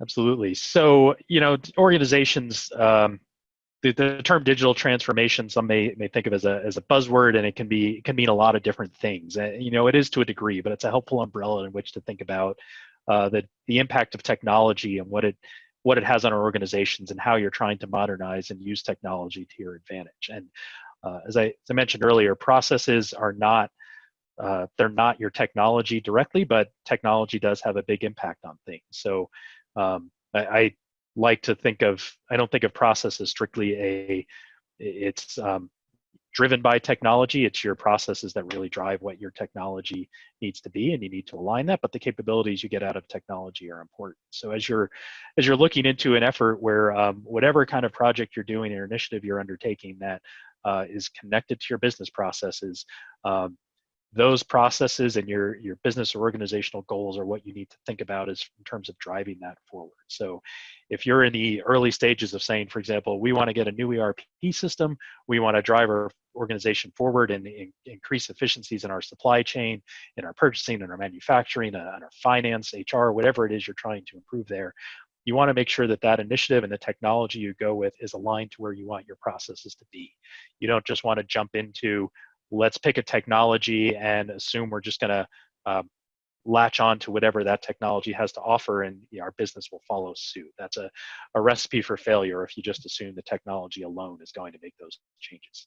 You may decide that you want to follow those, I hate to use this term, but it may apply here. There are some scenarios where just using best practice technology processes within a technology is the direction you want to go. But that needs to be a well thought out and considered decision where you're still understanding that some parts of your business may not fit into that. You need to understand, really put the time and effort into what it is you're trying to do, and how is that going to drive the technology decision, and making sure that anything you're doing from a technology perspective is aligned around where does your business and your organization trying to go.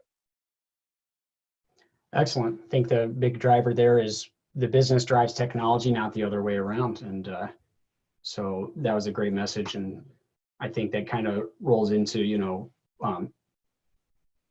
how does a company's future depend on process improvement, whether it's digital transformation initiatives or just generally business process management, which is a continuous process throughout the company's life.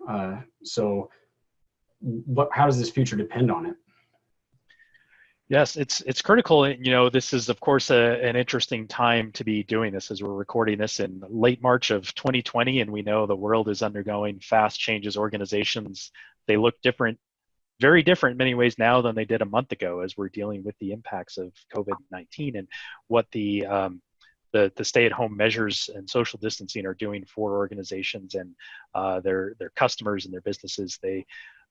It's a time of dramatic change, and this is looking at your process is one of the key things you can do around that to deal with this uncertain future. If you're in a place where your business is struggling as a result of a sudden downturn that's through no fault of your own, this is one of the things you can do, is look at your processes and see how they can be modified to meet the changing circumstances. Are there areas where you may have people that can be redeployed to doing things a little differently? Do you have the ability to roll out some new products or services that are central, close to what you do today, but may require some change in the way you work in order to operate? So these are things that are strategic goals, but the execution of that strategy is driven by processes. And so it's looking at your processes that can enable you to do that. You may be in a position today where suddenly, say if you're in a food business or a medical device type business, or something that's really stepping up in these times, you may need to then, you're dealing with influx of demand that you are not used to handling, and it may be driving out differences, gaps in your processes that you haven't seen before, or maybe you've seen them and didn't think they were as impactful as now suddenly, as your volume increases and your expectations are higher and higher from your customers, that you need to take a look at these things and get them fixed now. So processes always enable you a mix of some quick win improvements, things you can step in and do now just by getting people together and taking a look at what you do, as well as driving strategic goals for the future and being able to align your organization around where you're trying to go. And again, I just want to tie it back to what I said earlier. This is that your processes are what connect your people to your customers, to your end goals. And so to Cameron's question about how does this impact your future, it's the business processes that are really at the ground floor of making things happen, and the execution on what you believe is important and what your strategy is. Your people are the key to that happening, but your people get work done through processes. So it's being able to have a good understanding of and an ability to make those, shape those processes around what you're trying to do. That's critical to surviving and stepping out above your competition to do what you need to do. Excellent. And definitely, as things can slow down for some other industries, this might be the perfect time when they're having that remote workforce to bring people together and start focusing on these processes. It's something that you can do and something that's necessary. And without knowing the timeline of how long we're going to be on this, slow moving business trend for some industries. Maybe we can, companies can try to enhance those processes. I would say, with everything we've discussed today in business process management, do you have any additional thoughts, comments that you'd like to add in general? Final thoughts for people watching, to key takeaways from this video? Yeah, I think another thing I'd like to just drive home, and I've only made kind of indirect reference to it here, but it is that your people are so intermingled and directly connected to your processes that you can't think of processes as just sort of a mechanic technical exercise. And as you're making changes to your processes, recognizing that these have an impact on your people, the way they do work, and even people have an identity of what they are as a worker. And if you're making changes to processes, that is something that can drastically change the way they view things and how they operate. So it's really important to make sure to continue to look at the people side of things. And as you're doing these processes, as you're implementing improvements, that you're looking at the impact to your people and undergoing organizational change management activities that are going to help you and help your people to adapt to any new realities that come about. And some of these things may seem small, but if people are used to a certain way of communicating and interacting with their coworkers, and that gets changed, and in some cases it may be, again, one we're seeing a lot today is remote work. Someone may have turned to the person behind them to hand off a paper every day, and now they have to do it remotely, and it may be more efficient, easier, and more trackable to do it remotely, but you recognize there's a difference in the way people are connecting and getting work done, and the way they think about it. So you can't just assume, just by saying this looks more efficient on paper, that it's going to happen that way. You have to think about the people aspect of it if you want to make sure you're achieving your goals out of this. Thank you, Brian and Cameron. That was a great conversation. Good overview of process management. We're going to come back to that thread here in just a few minutes when we talk about how to conduct business process mapping during digital transformation. We'll go into a little bit more additional detail there. But we're also going to talk about how to build a digital transformation strategy roadmap next. So be sure to stick around for that. That's going to tie a bunch of these pieces together to give us some guidance and a framework to create that actual roadmap. So we're going to take a quick break, and we'll be back with more Transformation Ground Control. What we're living in, let me tell ya. Well, it's a world that man can eat at all. When things are big, that should be small. I'm excited to share our newly released 2024 Digital Enterprise Operations Report. This free download is available on the Third Stage website at thirdstage-consulting.com. This report is truly packed full of technology-independent and agnostic insights for your project to ensure that you're strategically optimized for success. Download your copy today with the QR code in front of me, or visit our website for more details.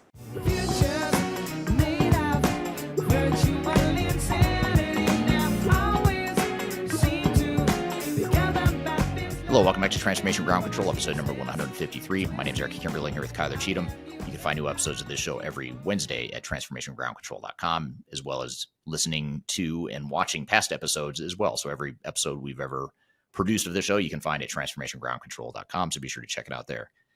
We are going to shift gears a bit, or continue shift gears, but within the thread of digital enterprise operations in our 2024 toolkit.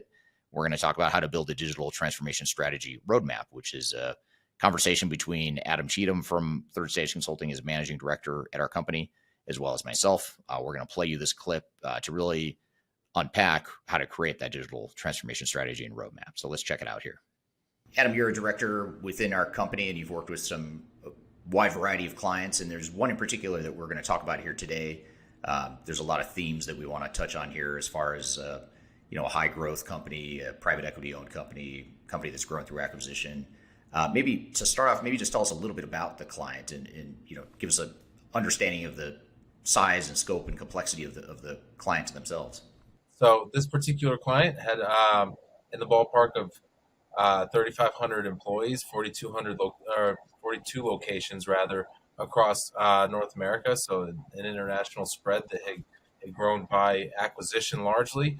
They had over a dozen different acquisitions that grew their company that led to just as many more brands to have to worry about with regard to product lines. And all of those companies themselves had different ways of doing things.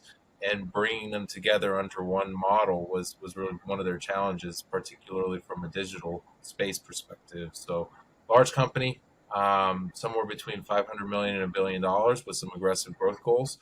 They were private equity owned. They had some interesting wrinkles in it as well. We had a lot of fun with that project, and I'm looking forward to telling you more about it. Great. So why did they reach out to us? What was the problem statement of what they were trying to solve when they first reached out to us and hired us to help them through the transformation? Yeah, all of their brands, as they acquired them, were on different versions of different software. Some of them more mature than others. One of them is mature as being up on the most recent versions of SAP ECC6 just before HANA came out, and then others on antiquated green screen technology, old Epicor platforms and stuff like that. And they were really looking to figure out how it is they might roll out one software across all the companies. Right.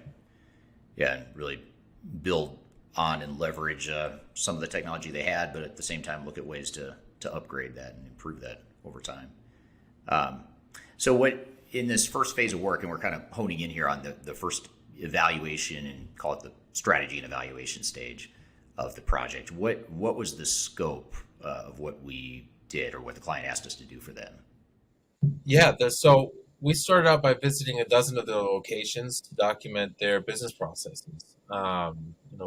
What they had asked us to do was find out the difference between what it is would be covered in a digital transformation and how they could solve things with technology. Just as much they wanted to be able to understand how they would solve some of their problems with a little bit more synergy amongst the different divisions, locations, and brands. They also had some significant challenges with their organizational structure. From location to location, titles were different names. The reporting structure was different, even to the point where some had many more levels than other locations, and some were relatively flat. And trying to figure out a way of handling that from not just a digital transformation perspective, but the work streams that come from the business processes and the organizational change to support those types of transformational change in the digital space. Right. So I think you just started to answer this question, but maybe you can dive into a little bit more. But what are some of the challenges that they were trying to address by going through that evaluation? You mentioned processes, you mentioned organizational design or consistency, between the different areas. Were there certain overarching goals or objectives they were trying to accomplish with the transformation overall? Yeah, that's a great question. And, what they wanted to be able to do was manufacture and share manufacturing processes and share distribution models across their 42 locations. And they weren't able to do that because their systems were different. And what they were trying to figure out from a technological perspective, how that works, where, you could manufacture some brands in some locations, but not others. And even to the point where if brand A could be manufactured in 6 places, but it couldn't be distributed through other models that brand B shared with brand A as far as manufacturing was concerned, it was really kind of haphazard and pieced together a little bit randomly almost, it seemed, other than the fact that you had a lot of silos that came in from that acquisition-based structure. So what they brought us in to focus on was how can we use technology to also enable our business processes, because I want to be able to manufacture a brand that is housed on the East Coast and my West Coast offices and facilities so that I can distribute that on the West Coast and be more localized in my structure rather than sending it across the country to accommodate some of the customer base needs on that. And, the software systems really hamstrung them on that, because not only were they different, but they were pretty rudimentary in the idea that they worked well locally, but to have them communicate with other locations was really hard. And you had folks that were logging into several different green screen systems just to complete different orders across different locations. So there's a organizational and operational consistency that they're striving for. You talked about the organization, the organizational piece of it, and just trying to tie that together. But then there's also the, in addition to the distribution challenges they had with being siloed in that way, there's also the customer experience that they focused on too, right? As far as having these different brands that they had gone out and acquired, but they're still sort of in the marketplace perceived or operationally delivered as different entities or completely different brands or companies. Is that true? And if so, how did that materialize in the evaluation? Yeah, that's absolutely true. So you have different brands that accommodate different parts of a construction model, we'll call it. And so you have some brands that can handle specific pieces of a build, and some brands that can handle others.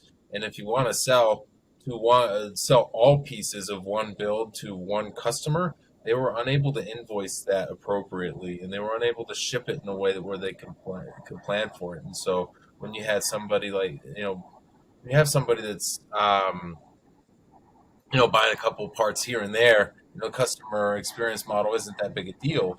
But when you have somebody like a major construction firm who wants to build a lot of wants to put together a high number of builds, and you want to be the contract on that, being able to say, I can cover all of those materials efficiently and effectively without having to send 10 different invoices for 10 different parts of one build, it makes it difficult to show that prospect that you can handle their needs. And then after that, it also makes it difficult to manage a customer experience that's streamlined to the point where that customer knows who they're dealing with, right? Like if my parent company is called one thing, and I've got a dozen different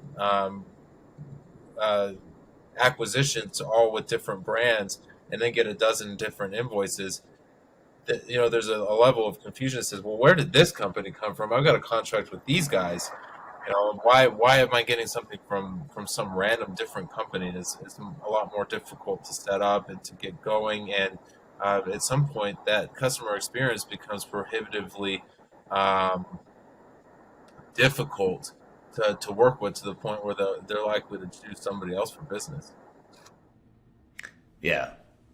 And were they also focused on trying to be able to cross-sell different products, or were these totally different product lines? Complementary products, substitute products, different levels of quality, right? Like if you want to do different builds, and you want to be able to have some of them at a standard quality and some of them at a premium quality, being able to handle those different levels of the order, that just adds a level of complexity that they were dealing with that I oversimplified in my example. But you start to think about the number of layers that go into that.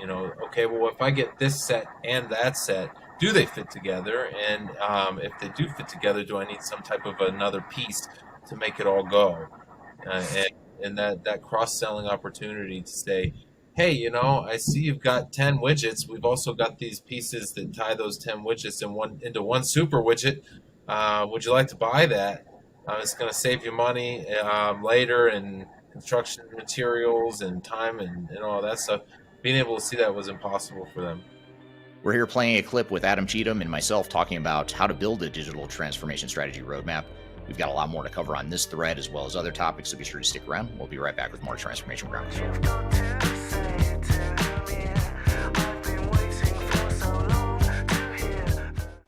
If you are aiming for transformation success, turn to Third Stage Consulting Group.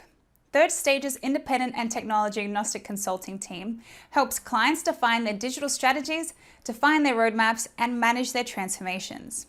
With offices in the US, Europe, and Australia, our team helps the world's most forward-thinking organizations through their transformation pitfalls and risks. If you are embarking on a digital transformation or business change initiative, contact Third Stage Consulting to see how we can help you reach the third stage of transformation success. Learn more about us and download independent reports, videos, and other best practices at thirdstage-consulting.com.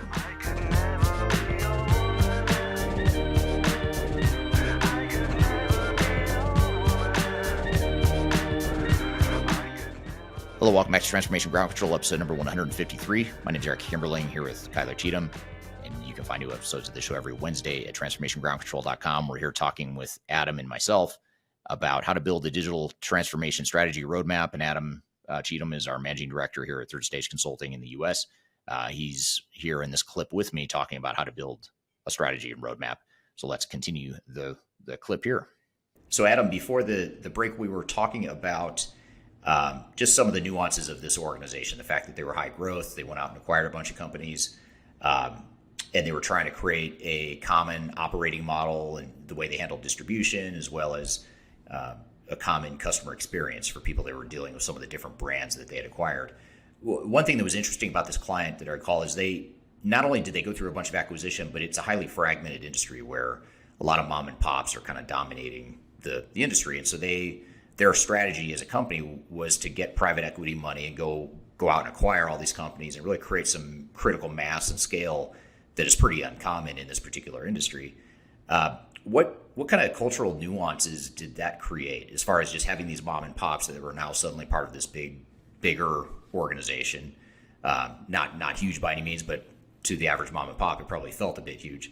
So any nuances or things that we observed on the organizational change or cultural side of things there? Yeah, I'd say that the biggest thing is they got very good at getting very lean and knowing where to cut the fat. So when they would acquire new companies, that would be their first order of business. Let's come in and let's cut the fat. So that created a cultural competition within the idea of a digital transformation and a standardization, in that every piece of the organization was made as lean as it could be based on what was available. So when you start to try to mix and match, when you start to consolidate folks into one organization, there's a little bit of almost an organizational tax that you pay for keeping everything tied together. And they were very lean at the local level. And what that did was it not only created an environment of heroes that would step in and do whatever it is they could to do their job, but also created kind of a sense of community at the very localized level to say, we're all in this together. It did create a little bit of a difficulty in trying to get them to speak to different brands and different locations because of that. It's very decentralized. And I'd say that one of the things that was really difficult for us is helping them align on, if I need to talk to somebody about what it is they've learned and how it is they're doing this brand or that brand at the other location, who do I talk to? They all have different titles. They all call themselves different things. And if I'm an operations manager, do I talk to the production manager? Do I talk to the scheduling manager? Am I looking for a production scheduling manager? Who am I looking for? And trying to figure out where those connections were at the more network type of level was difficult for them. And so we worked with them on identifying some of the mismatches in titles and stuff like that, so that we could get to the point where those a bit more standard people knew who to talk to and what that looked like. Because at the end of the day, their structure was always get in, cut the fat, and make it lean and efficient. And that was a very localized model for them. And taking a cookie cutter approach wasn't useful for them. So it made their processes and their organizations at all the levels, in all the different offices, fairly disparate. Right. Yeah, I can see how that could happen, especially when you're talking about, 13 companies that they went out and acquired. You're probably going to have 13 different ways of operating, 13 cultures, 13 different customer experiences, and all this stuff you're going to have to sort of reconcile and validate. When you look at some of the common challenges of these sorts of projects, what were some of the specific challenges that this organization, not that this organization was facing pre us coming in, but during the evaluation, what were some of the challenges that we uncovered? And I know you've touched on some of this already, but what are some of the additional challenges that may have been uncovered during this evaluation? Yeah, I'd say that it's always easier to know that you're dealing with a company that's owned by private equity early rather than late. And we found out later in the game when they pulled in another CFO what the level of involvement from their private equity firm was. Because a lot of times you know it up front, but you don't know what this private equity firm wants to be involved in, what they don't, and what their model is, right? So some private equity firms want to buy something and hold it for long enough to grow it and then resell it. Others want to come in and kind of do a fix and flip, and there are 100 different strategies in between. And for this one, without directly addressing the actual model that they were looking for, we had some challenges in understanding what it is that direction was going to become, and what the overall model here was. Is this I want to own it for a little while and hold it? Do I want to come in and fix some things and sell it? Do I want to do something where I want to turn it into a cash cow and keep it lean the way that it already is, and see what I can't squeeze out of it? There's so many different options. I know that private equity firms do two things really well: buy things and sell things. But there's a period during which you have to account for the holdings period, and understanding the impact of that and the trajectory of it up front would have been more helpful. Right. So when you compare this client or compared to other clients that maybe aren't private equity owned, are there any not nuances, but any differences, material differences in the way those companies tend to operate and their expectations around their digital strategy and their overall transformation versus one that's not private equity owned? Or were there any common patterns you see with those types of PE firms like this client? Yeah, I think that the ones that aren't private equity owned don't often have an exit strategy, and so their goal is, let's say for example a family owned business. That business is going to remain in the family forever, and so the goal here is to just own it and use it as income. And that there's nothing wrong with that model. It's a very good one. We've got a lot of fantastic clients that are family owned, and they are there to continue to be that way. There are others that are private equity owned that there are a couple different styles in there. There's the private equity style, which is I want to come in and I want to be very high level and just make some quick decisions and get out. We see that particularly with a lot of startup type of firms where they've got some investment funds. Look, I just want to get in here. I want to start a business. I want to get it funded. I want to slap in an ERP, do some process management, and get out. My thought about being in this for more than 5 years is that's terrifying to me. There are others that want to get more meticulously involved at the more granular level, and they want to start looking at all of the data and all of the nuances so that they can tweak and tinker, and find out not just where the low-hanging fruit is, but where some of the more the harder to find dollars are, and get those out of it too. And none of these approaches are wrong. Some of the companies that we work with are publicly owned. They're publicly traded, and the ownership on that is different as well, and the approach there is also different. So it's just a matter of wanting to know what your strategy is one of the things that I try to target early, because where are you headed? How are we doing this? If you can help me understand what it is you want from your business, I can help figure out how it is you can transform to meet those needs. Right. Yeah. Makes total sense. Those small little nuances can make a big difference, and it certainly affects how we help a client through the sort of evaluation and strategic planning phase. So when we come to the technology piece of it then, so this is a organization that had, in addition to acquiring these other entities, these 13 other companies, along with those acquisitions, in many cases came some technologies that were already in place. As it relates to the evaluation we did and sort of where our recommendation landed on how to navigate the decision forward, whether to keep one or more of the systems they already had or go out to the market and look for something entirely different. Where did we land on that? So maybe help us just walk us through at a high level how we made that recommendation. Yeah, I think that the concept of taking the existing most advanced software and format painting it across the rest of the company, we found was not going to be as effective as they thought. The quote unquote gold standard company had a lot of process challenges on their own, and they had a lot of process improvement opportunities they needed to lean into there. And they might think about, one of our suggestions was that they might think about re-implementing that software for them before rolling it out to others. That's a difficult thing for a company to hear, that they might need to do that over because they did it and created some inefficiencies. But it was a message that we had to share. And then from a perspective of the less sophisticated locations, from a software perspective, we had a number of very targeted organizational and process-oriented improvements that needed to be dug into and identified in a manner which was deliberate, so that you can start creating more gold standards and you can start bringing people in.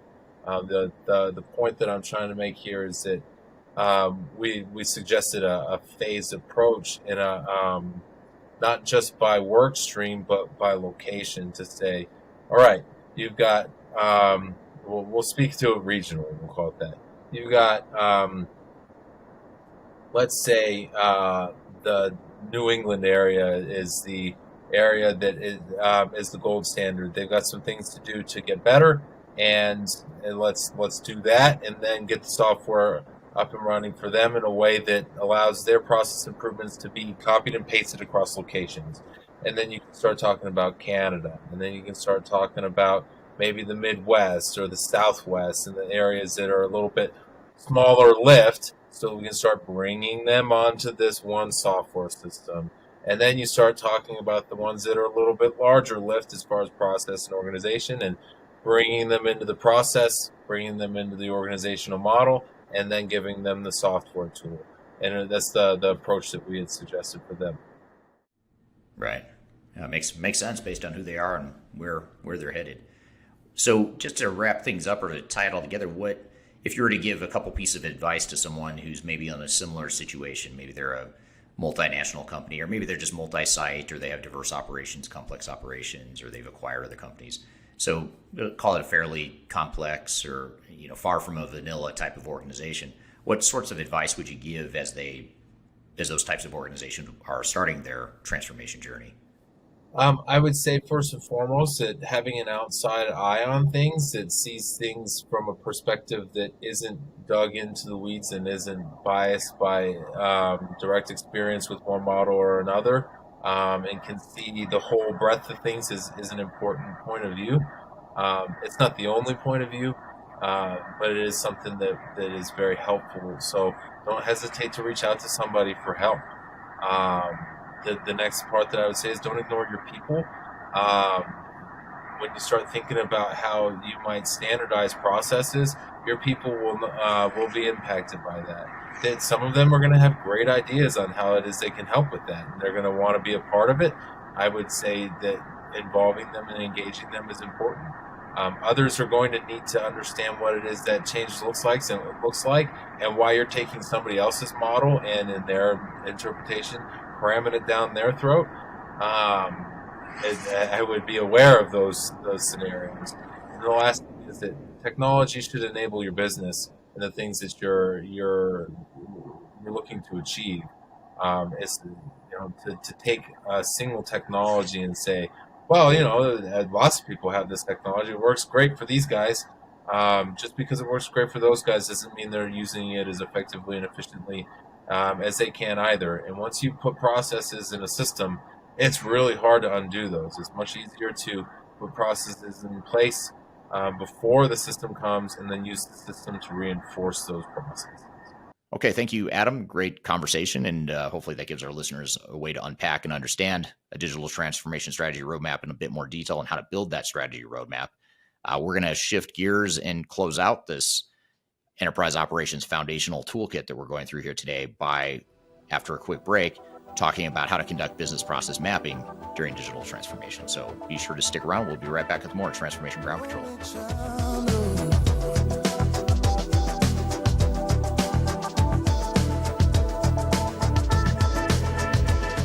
If you are aiming for transformation success, turn to Third Stage Consulting Group. Third Stage's independent and technology agnostic consulting team helps clients define their digital strategies, define their roadmaps, and manage their transformations. With offices in the US, Europe, and Australia, our team helps the world's most forward-thinking organizations through their transformation pitfalls and risks. If you are embarking on a digital transformation or business change initiative, contact Third Stage Consulting to see how we can help you reach the third stage of transformation success. Learn more about us and download independent reports, videos, and other best practices at thirdstageconsulting.com.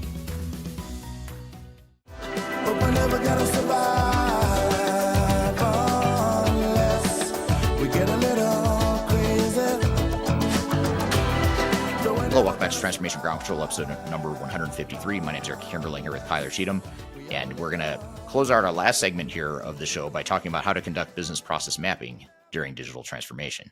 So this is a great conversation that gives you a bit of a framework for how to map business processes during your digital transformation, and obviously that should be a key part of your digital strategy and your overall digital enterprise operations toolkit, which is why we're sharing it with you here today. So let's roll the clip here of how to conduct business process mapping during digital transformation. I'm here with Adam Cheatham, Director of Strategy and Transformation at Third Stage as well. Today, we're going to be cracking the code on business process management. Thanks for having me, Brian. I think the first best place to start is going to be at the beginning. What in the world is business process management? Business process management can include a number of different areas, but ultimately it's about making sure that you are identifying what's happening within your processes, what the areas of pain are, what are the opportunities for improvement. So it can involve mapping what your current state is, identifying areas for improvement, and then mapping what those should look like in your future state. And how do I know what future state's supposed to be? How do I get to that? I mean, I know what I do today, but... So this involves a joint effort where you want to pull together members of your team across different functions, have them in a session led by an experienced facilitator such as those at Third Stage Consulting who can help guide them towards really laying out what those steps are and then being able to ask the questions around what are the ways that they can improve those processes and gear them towards best practices that may exist in other organizations, as well as pulling out those ideas that may exist or just have to be asked in a way that those people can come to on their own. Mm-hmm. And can I start with best practices that exist in other organizations and just do that?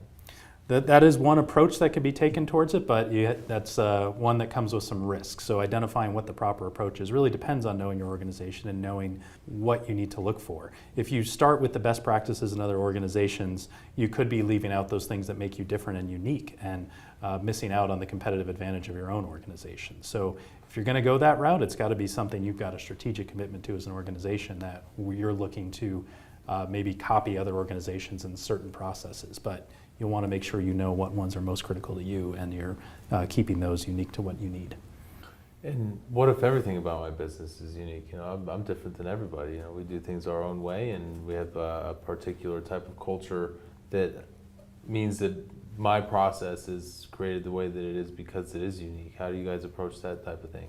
So if that's really the case, then what we would do is we would start from that point of work with understanding what you are and what makes you special, and then try to build upon that and work within the people that you have on your team who have the expertise around those processes and what separates you from your competitors, and to be able to work through how to improve within the context of those unique processes of yours. But I will say, you know, we work with a lot of organizations.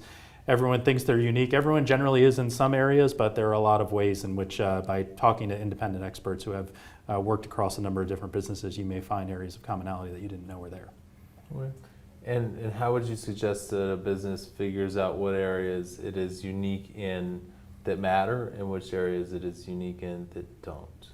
It can often start with a strategic discussion with your leaders to understand really where you fit in the marketplace that you're in, what your competitors are doing, and what you've been hearing from your customers. The customer part is really a critical aspect of this, trying to understand when your customers seek you out, why are they doing it, why did they stay with you, and that really helps give good guidance as to what it is that makes you special. And the things that aren't noticeable to your customers, it's possible those are differentiators for you, but it's more likely those are things that may have adapted over the years to the circumstance of your organization, but may have some potential to change. Wait, and from a perspective of business process management, it sounds like there's a bit of this that involves process changes. What's how do I understand where to start with that, and what are some of the tools that you use to figure out where I am today as a business and what my processes could be in the future? So we'll want to start, we can get an initiative like this up and going pretty quickly by just first getting an overview of what you do as an organization, and then we really get into workshops, pulling together these cross-functional teams to work through those processes, and guided by the facilitation of someone who has experience in this and knows how to kind of get to the point of what's critical of your processes, to work through mapping those out, documenting what that current state is by just asking steps, what are the steps in the process, and really facilitating out of people what are the pain points and challenges that they feel. That's how we really get to understanding and making recommendations on what the future state should look like. And how important is that process map? That can vary, it depends on the organization. It is good to have a map of some level of detail that you have as a baseline to follow and have a reference for people to track. Certain organizations, certain processes may need to go a lot deeper into the depth of what those steps are, how we should map out that process. Other organizations may find that it's enough to have just this structure to be able to guide the conversation, have people on the same page by knowing what steps are happening and who's doing them. And once I have this process mapping, I've gone through this process mapping exercise, what kind of outcomes should I expect from this type of business process management activity? You're going to find a few potential ones that may come up. One of them is identifying opportunities for improvement that they may just be ways to change the way you're doing business. It may be shifting the way you're communicating or the way certain teams are structured. It may be finding technology opportunities that could be done with your existing technology or could be done with the new technologies you may be looking to implement.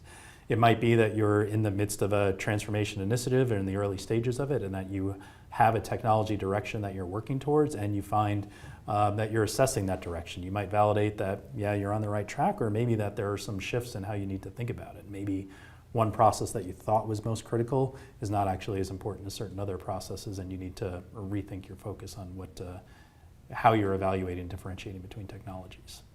Okay, and so now I go through this process management activity. I have a bunch of process maps, and I have a new process that I'm going to suggest to my colleagues that we're going to use. What do I do when my colleague says that doesn't work for me?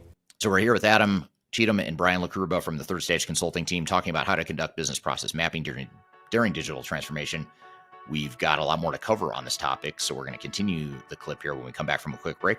You're listening to Transformation Ground Control.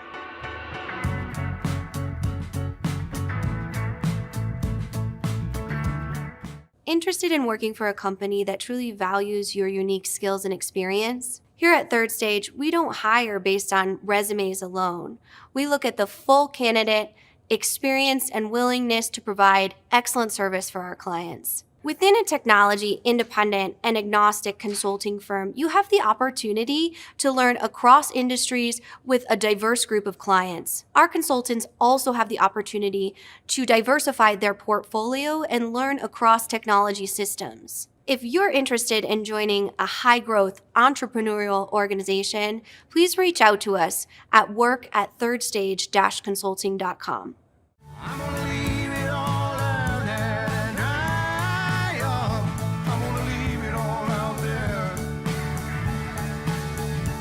Hello, welcome back to Transformation Ground Control, episode number 153. My name is Eric Kimberly, here with Kyler Cheatham.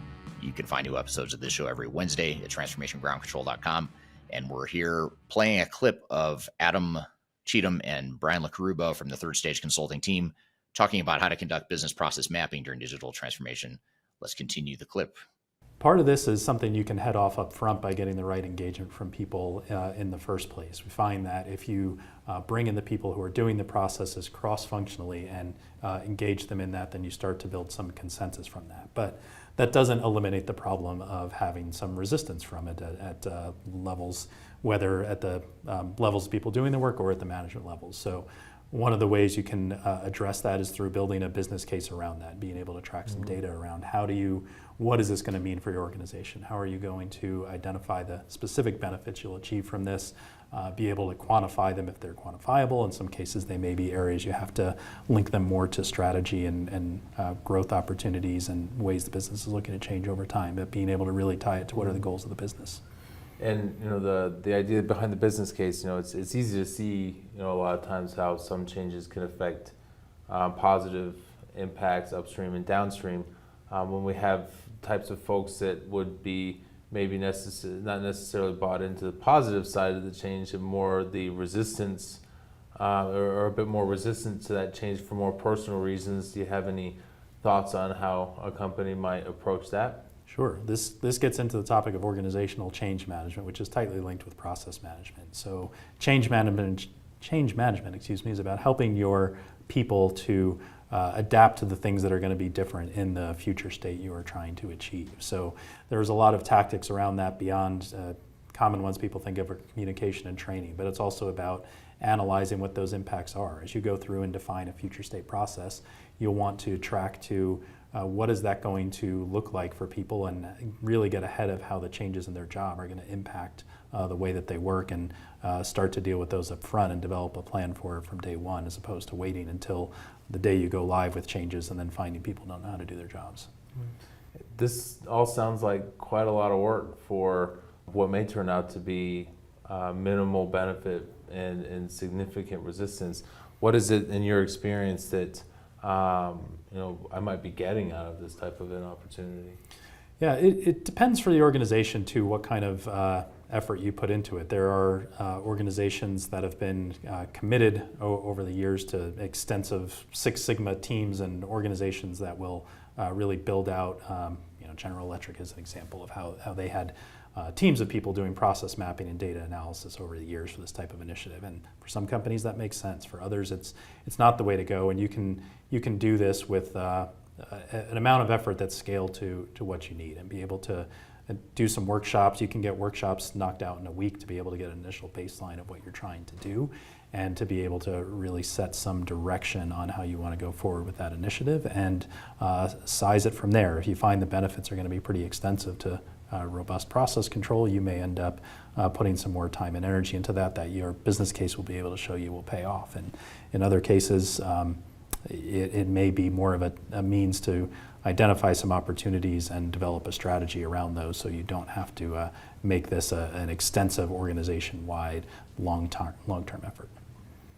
And we talked a little bit about the technology side of enabling business process management. Why wouldn't I just buy a new technology and use that technology's processes to enforce changes? Are these things that I should be doing before I bring the new technology in, or should I wait until the new technology shows up and then change my processes? Doing it beforehand is definitely the way to go here. You need to make sure that your business is driving these changes. If you follow along with what the technology is doing without at least having put the thought into, is this serving our business and what we need to be doing, you can end up making things worse than what they were before. With any technology change, the technology alone, it's still being operated on by people. People are still doing the work, and if that technology is not aligned with the way that people are trying to serve your customers, then you're just going to end up making things worse than what they were before, even if that technology is much more advanced than what you have today.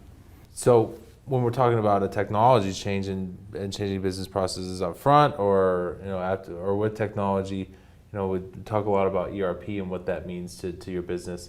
What's the relationship between ERP and business process management, and how do I make sure that I'm managing both those complicated conversations effectively? Sure. So business process management inherently does not have to have anything to do with ERP. It's a discipline that's a good thing to be as an organization, to be aware of and in control of your processes, and to be managing those. So definitely don't think this is something that is only tied to the technology.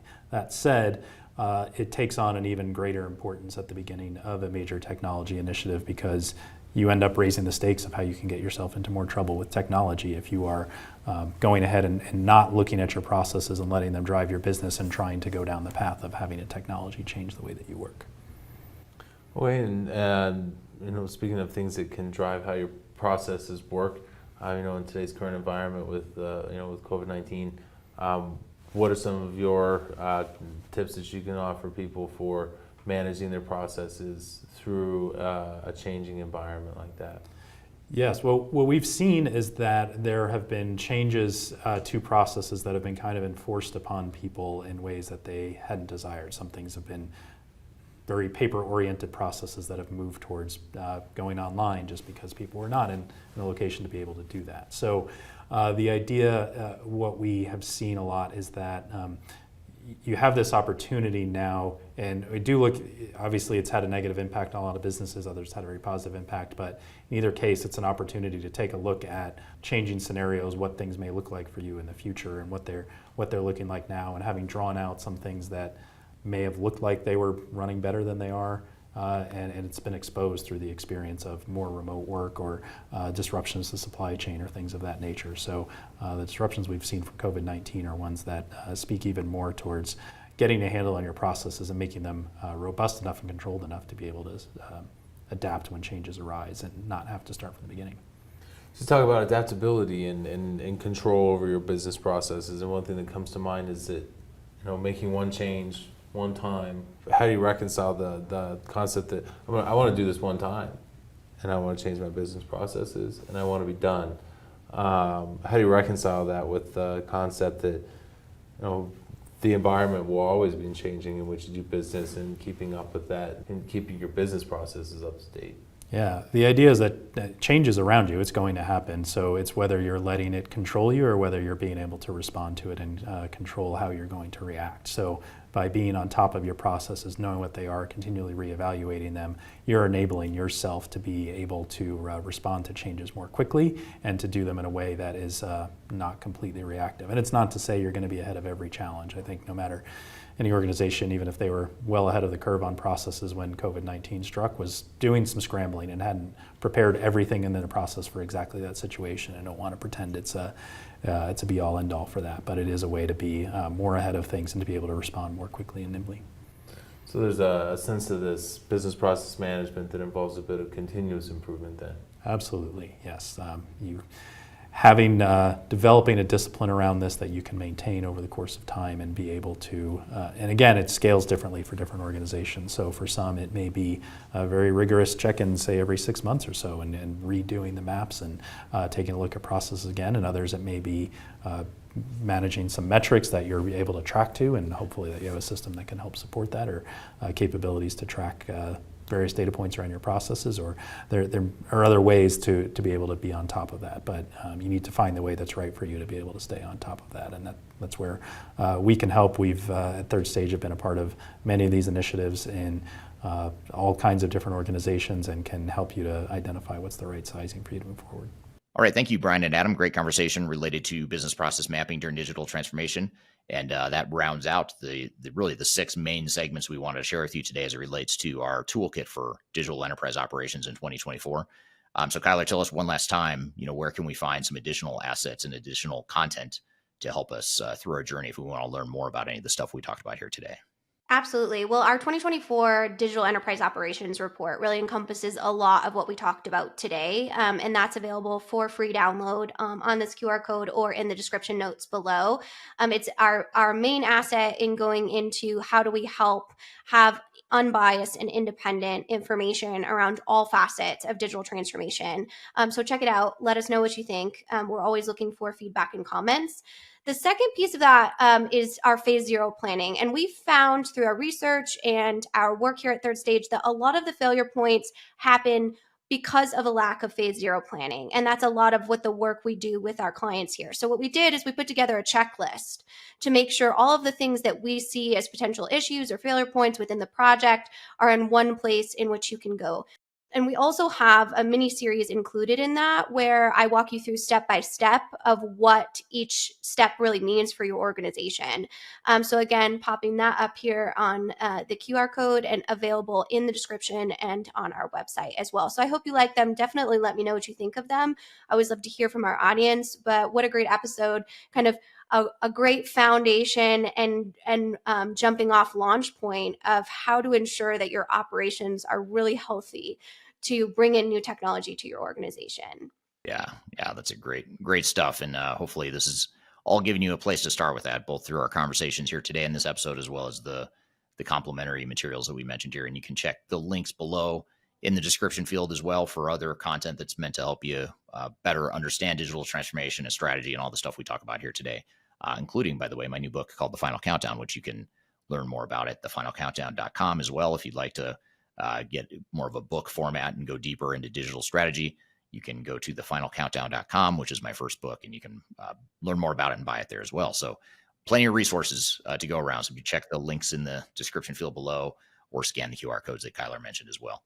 So thank you for a great episode, Kyler, and thank you to the audience for great questions, and look forward to next week's episode. As always, hope you all have a great week in the meantime, and we'll see you next week on Transformation Ground Control.